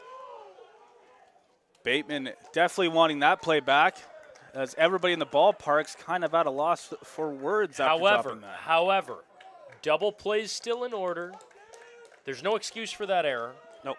But the double play's still in order and there's no damage done. Dan Mara strides to the plate for the Maple Leafs. Again, big mental game, right? You're seeing that ball coming down all the way, and you're just questioning yourself the entire time it's coming into your glove, and you fumble it just a little bit, and that runner is safe on first. So Dan Mara with the old school bat wiggle. First pitch bounced. And the Leafs dugout, led by Dominican designated hitter Jeffrey Mejia, wearing the Wayne Gretzky number in Gretzky's hometown, is leading the charge. Bases loaded, 1 out. Klepper fires. It's in the dirt. And they've got a pick opportunity. No, they don't. And the crowd moaning here. Watt flipped to Klepper. The runner at third was dead to rights. And this game is just absolutely devolved. It's not ending. It's devolved. It's one of those things where they really need to slow the game down in their head. You slow it down, you take a breath, you take a look. This is wild. Colby Klepper is wild thing on the mound right now. 2-0 the count. Bases loaded. Dan Mara hits for Toronto. Klepper delivers. And their Breaking first strike. ball. Called strike. Count goes to 2-1. Crowd's into it here. Somebody won a free pizza earlier, and now they're using the box as a noisemaker. Call that atmosphere. Yeah. Ingenuity. 2-1 the count. Klepper fires, misses downstairs. The go-ahead run is 90 feet away. Jeffrey Mejia is dancing with a bat outside the Toronto dugout. It's a very important game, obviously, for both squads. Both squads. Klepper takes the sign. The 3-1 to Dan Mara. Klepper misses inside, and the go-ahead run is walked in the top of the 9th. Looks like there's another visit to the mound coming. This up. is going to be a pitching change for Nick Burdett, no doubt. We'll step away. The Toronto Maple Leafs have been gifted away back into this game. They lead 9-8 in the top of the 9th. We'll take a break for this pitching change, brought to you by Pressbox Pizza sponsor, Domino's. Yeah. How you doing? Great pizza tonight. 9-8 Not so great on the field for the Red Sox. New pitcher when we come back in the top of the ninth.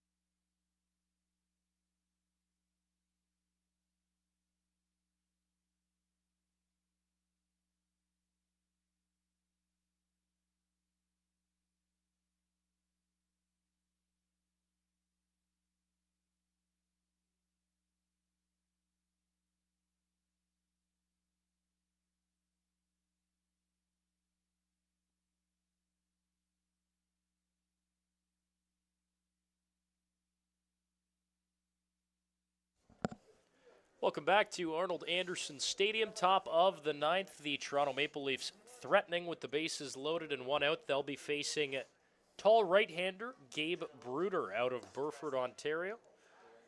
Good numbers to start this year. He's made 2 appearances, scattered a couple hits over 1 complete inning, earned run average of 0.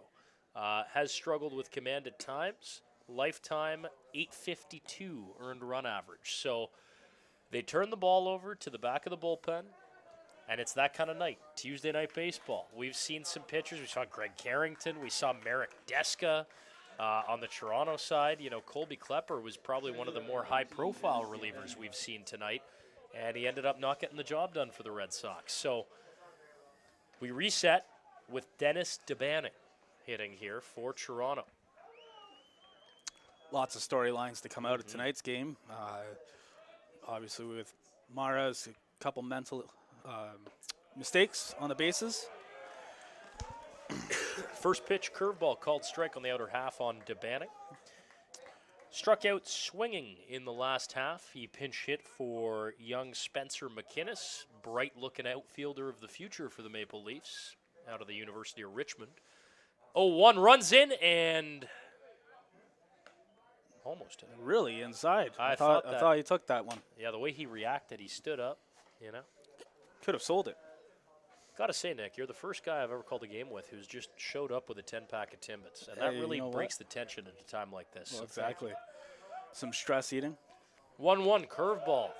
Misses downstairs, and the count runs to 2-1 now on DeBanning. That call brought to you by Tim Hortons. Specifically a strawberry powdered donut. Yeah, they've been coming out with a lot of that lately. Tuesday Night Baseball, real honor to be down here at Arnie calling this one. Seeing my hometown Leafs in a tight ball game. DeBanning fouls that fastball off left side. We'll do it again at 2-2. All kinds of things have happened in this game. Feels like we've seen multiple different mini games in this Within one. this. Yep, that is totally fair. Where the Red Sox go up early, surge by the Maple Leafs to come back and tie it. Here's the 2-2 from Gabe Bruder. Time called by DeBanning, and he'll step out and take a moment. Little gamesmanship, little veteran. Marcus Connect stands off third. Justin Mara and Dan Mara at second and first for Toronto. 2-2 the count. Gabe Bruder working. Connect's proven to be a problem for the Red Sox. The 2-2. Grounded into the hole between third and short. That's going to cash one. They're going to hold. And that is a smart hold. And He's they pull him out! out at third. He's out on third. Wow. What a heads-up play. Justin Mara back-picked. I don't know about that. That was a close play. Mara's not going to argue. Regardless, a key insurance run does plate on the ground ball single to the left side from Dennis DeBanning, and it's 10-8 Leafs. So here's Spencer Ross, the shortstop, with 2 outs and runners at first and second. Now the question, too, for Toronto is your short staff tonight. We've seen the pitching is that they've had to be creative with their pitching. Who gets the ninth inning here as you try and close out this comeback? That's an excellent question, especially they've been through, what, 3 pitchers so Yeah. far in tonight's game? And vets, Deska, Sato. Fastball misses downstairs from Bruder. Look at Spencer Ross's day. Couple of ground balls. Walked and scored in the 4th. 2 on, 2 out, Gabe Bruder. Working out of the bullpen, trying to limit the damage. He inherited a bases-loaded situation, and 1 run has since scored. And for the Maple Leafs in the next half inning there, you really can't give that pitching position to anyone that's a rookie, to anyone that's new on the team, right? That pitch bounced in front of Watt, and man, Cassidy Watt has had a serious workout back there. The import took a ball off the glove side forearm, throwing side shoulder. I mean, he's been diving all over the place for balls in this 9th inning. Yes. 2-0 the count now to Ross. Bruder kicks, fires. That's a called strike down Main Street. And it's 2-1. It's amazing, though. I've watched a lot of baseball. I've played a lot of baseball, and I've coached a fair bit of baseball now. And certain teams just find ways to win, and other teams find ways to clutch. They call it clutching, defeat from the jaws of victory. And tonight certainly feels like this. This game's not over, but trailing by 2 is a tough spot, Nick. 3-1 the count. It's especially tough, especially with Brantford here looking for their 2nd win of the campaign, looking to make their way up to the power rankings at some point in the season. Oh, runs in and hits him on 3-1. And that's not going to help the Red Sox. And now we got one of the Red Sox fan favorites here. And now Spencer Ross getting an earful from the fans here in Brantford tonight, specifically one fan here in Brantford. Bases loaded, 2 out, another night in the Intercounty League. 2 gone, bases loaded. Brantford looking to limit the damage here on Tuesday Night Baseball on Red Sox TV. Carlos Rudy, Nick Moss with you. And we've batted around Zach Lempreya, who began this inning with a leadoff walk, is back at the dish. 2 out, bases loaded, and Gabe Bruder, this is an out that the Red Sox need. And I've been around for a few seasons with the Red Sox, and I know that these long innings really do get to the team, and it's definitely not their strong suit to be in the same inning for more than a half-hour stint. Well, I'd argue it's nobody's strong suit. No one's strong suit. Called strike there, 1-2. As Gabe Bruder seems to be getting the job done here, and hopefully knocking on some of the wood here for the Brantford Red Sox. 1-2 count, 2 away. Crowd getting loud here, 1-2 to Zach Lempreya. Bruder kicks, fires, grounded left side. Bateman moves over, makes the grab, throw on to first, is past first base. 2 more runs plate on the throwing error from Bateman. What a wild sequence of events in this inning. And it's 12-8 Toronto. When you put the ball in play, good things happen, but it's been put in play 3 or 4 times in this half where Brantford should be out of this game. They should have been out of this game with a victory. I was thinking it as it was going out into the infield there. I was like, okay, he's able to field that. Awesome. That's great. Now you got to get the other half. And unfortunately, that didn't translate to an out. 2 out. Here's Ryan DeSantos, the left fielder, takes a fastball outside for a called strike. 2nd and 3rd, the Maple Leafs have put up a 6 spot here in the top of the 9th. Mainly on walks and errors. Ball chopped towards second base. Paulus works towards it and can't make the grab. That's going to plate a pair. And it's Ryan DeSantos with a 2-run single up the middle, out of the reach of Paulus. And it's 14-8 Toronto here in the top of the 9th. I mean, they say you never know in this league, but the Leafs have batted around, and when I say batted, nothing hard hit. Nope. Just Nothing. get it in play. Get it in play. Not only that, but now the Red Sox have dug themselves into a pretty steep hole. 14-8, Maple Leafs lead. John Javier, arguably the best hitter in the Intercounty League, strides to the plate. Rookie out of Nagua in the Dominican Republic. Was hitting .442 entering play tonight, and all he's done is go 2 for 4 with 3 runs scored, a double and a single. Bruder misses upstairs with a curveball, count square at 1-1. Ryan DeSantos, obviously a speed threat over at 1 as well. And that pitch pulled well east of the strike zone. It's funny, Javier not an imposing presence, but we've seen him spank the ball today a few times. Yes, he doesn't look like he's all that threatening, but let me tell you, just And like that, he right? hammers a Just foul like that. ball. That's off onto the street adjacent to the ballpark here, about 100. It's probably on Main Street by now. In Hamilton? Could bounce. Could. On the bounce. I think it's heading 2-2 down the count to John Javier.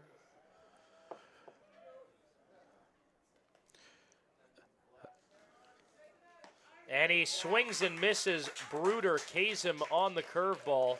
Cassidy Watt with a nice handshake for the home plate umpire, Mr. Schaefer.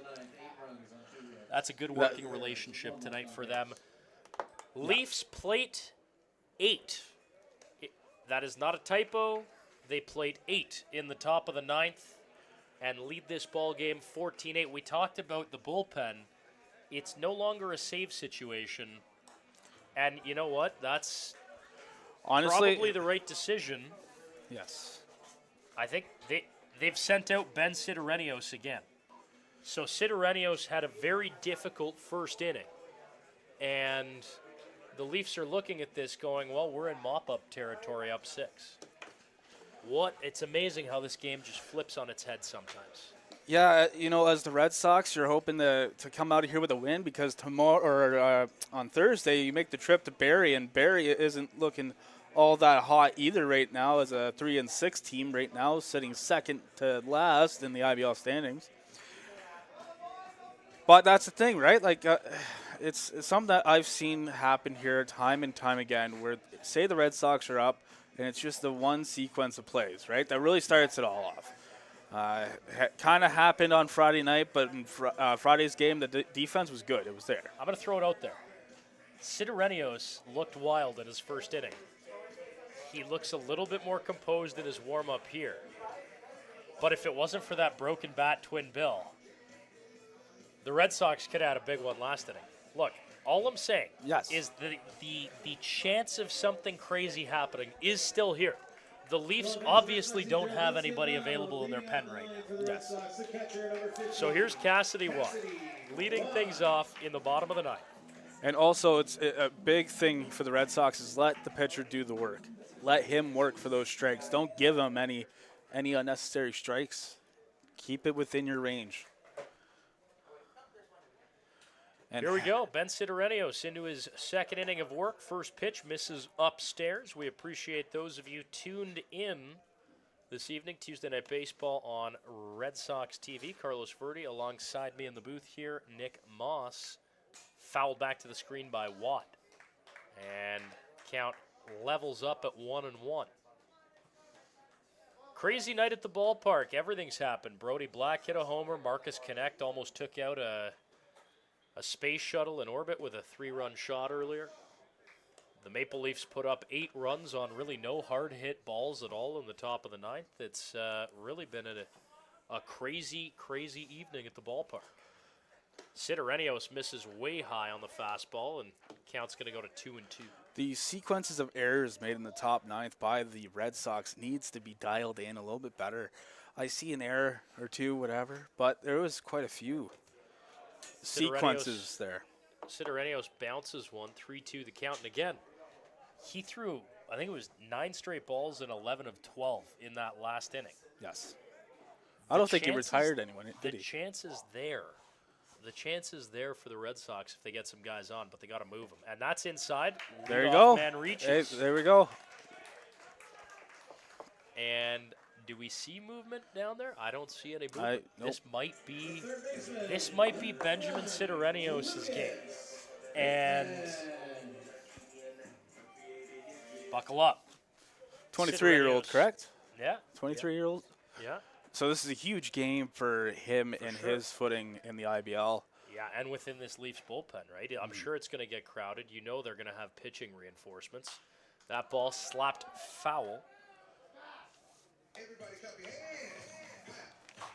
Trying to get the fans engaged or re-engaged into this ball game here at Arnold Anderson Stadium. Lucas Bateman at the dish had a couple of tough errors in the last half. Boy, he'd love to put a charge in a ball right now. That pitch misses in from Sidorenios, 1-1 the count. And there's that, making sure the pitcher's working for the strikes, right? That could have been very easily swung at. Takes the sign from Mara, kicks and fires, misses upstairs. Good reactionary by Lucas Bateman to get out of the way of that one. Sometimes you just need to really emphasize it, you know? Yes. Cassidy Watt, the runner at first, nobody out, bottom 9. Red Sox looking to manufacture a miracle. Sidorenios misses inside, 3-1 the count. Hey, have to start with one. Have to start with one. I say as Never. a guy who lives around the corner from Christie and goes to 20 Leafs games. We appreciate the efforts made by Yep, the home crowd. Carlos here. That hit on a Oh, line here to we go. Mara, and he makes the grab. Throw on the short, Ross on the 1, and it's a twin killing. 4-6-3, Dan Mara, Spencer Ross. Finished off to Zach Lamprey. And just like that, the Red Sox are down to their final out. Here is Matt Torreson, the right fielder. Tough on Bateman. He hit that ball pretty well. He did. Just right at Dan Mara, who made a great play, a little half shuffle step back. That ball hit high in the air to center, and it's hauled in center field. And that is the ball game. Dennis DeBanning settles under it, and the Toronto Maple Leafs, shorthanded tonight, no Jordan Castaldo, and kind of on a bullpen day, come into Brantford, and Nick Moss, they take care of business late, earning a 14-8 victory. It's a tough one, for the Red Sox there when they had the lead for most of tonight's ball game, and one inning. That's all it takes. Bad sequences, bad judgment errors, and when they played at 8 in the 8th, that's a real blow. But the players are good sports, though, sticking around afterwards for the Brantford Red Sox as the kids go run the bases from the third base side. And I'll say it, that's a character victory for the Toronto Maple Leafs. I mean, they came in here tonight. Look at who they used. You go to a young lefty, you try and stretch him out a little bit, you get him into the 4th. You bring in the wily veteran Merrick Deska, Ayami Sato gets out of a jam. And you know what? Benjamin Sidorenios settled down and had a much, much better second inning tonight. That's an impressive victory. I mean, for Brantford, you've seen them a whole bunch this year, Nick. What, as the 4 remaining children on a school night run the bases here at Arnold Anderson, what has to change for this Red Sox team? Because they're in ball games. They are right there. And it's one inning or even one play that, is the difference. What do you think has to change for the Red Sox as they fall to 1-10 with this loss? Well, like I said, it comes down to the pressure. What is it that you're able to do under pressure when you have a bad situation, when you have a bunch of guys on base and you're trying to get out of a jam or you're making a bunch of defensive errors? It comes to pressure. Being able to play under pressure in the moments that count the most, especially if we're only leading by 2 runs. There's not a whole lot of margin for that error. And unfortunately, we've seen that in the top of the 8th where Toronto came and just utilized on the lack of plays being made on the defensive side. Like you said, they weren't hitting the ball hard. They weren't getting home runs. They weren't it was just putting the ball out in the play, and the defense was taking care of the runs for the offense with multiple errors in that top of the 8th. That is it. That is all. Nick, your closing thoughts on this one, a 14-8 victory for the Toronto Maple Leafs on the road tonight over the hometown Brantford Red Sox. Well, it gives them a little bit more life, and I know that they have a game tomorrow in Toronto at Christie Pitts, hosting the Barrie Bay Cats there. So it gives them that boost of adrenaline, and maybe they'll have the chance to win against Barrie as well because they're second last in the IBL standings. And for the Red Sox, well, they get a day off, and Toronto's not playing Barrie; they're playing the Cardinals. Hamilton Cardinals. Hamilton Cardinals. Barrie tomorrow night. And then They're in Hamilton on Friday. Yeah. But yeah, day off for the Red Sox tomorrow. Then it's the Red Sox going to play the Barrie Bay Cats. So that's it for us here at Red Sox TV. For Nick Moss and our entire excellent production and directorial crew tonight here in Brantford, I'm Carlos Verde. Thanks for spending your Tuesday night with us. Your final score, it's a gritty road win tonight for the visiting Toronto Maple Leafs. They take this one 14-8 over the Brantford Red Sox. Thanks for tuning in, and we will catch you next time on Red Sox TV.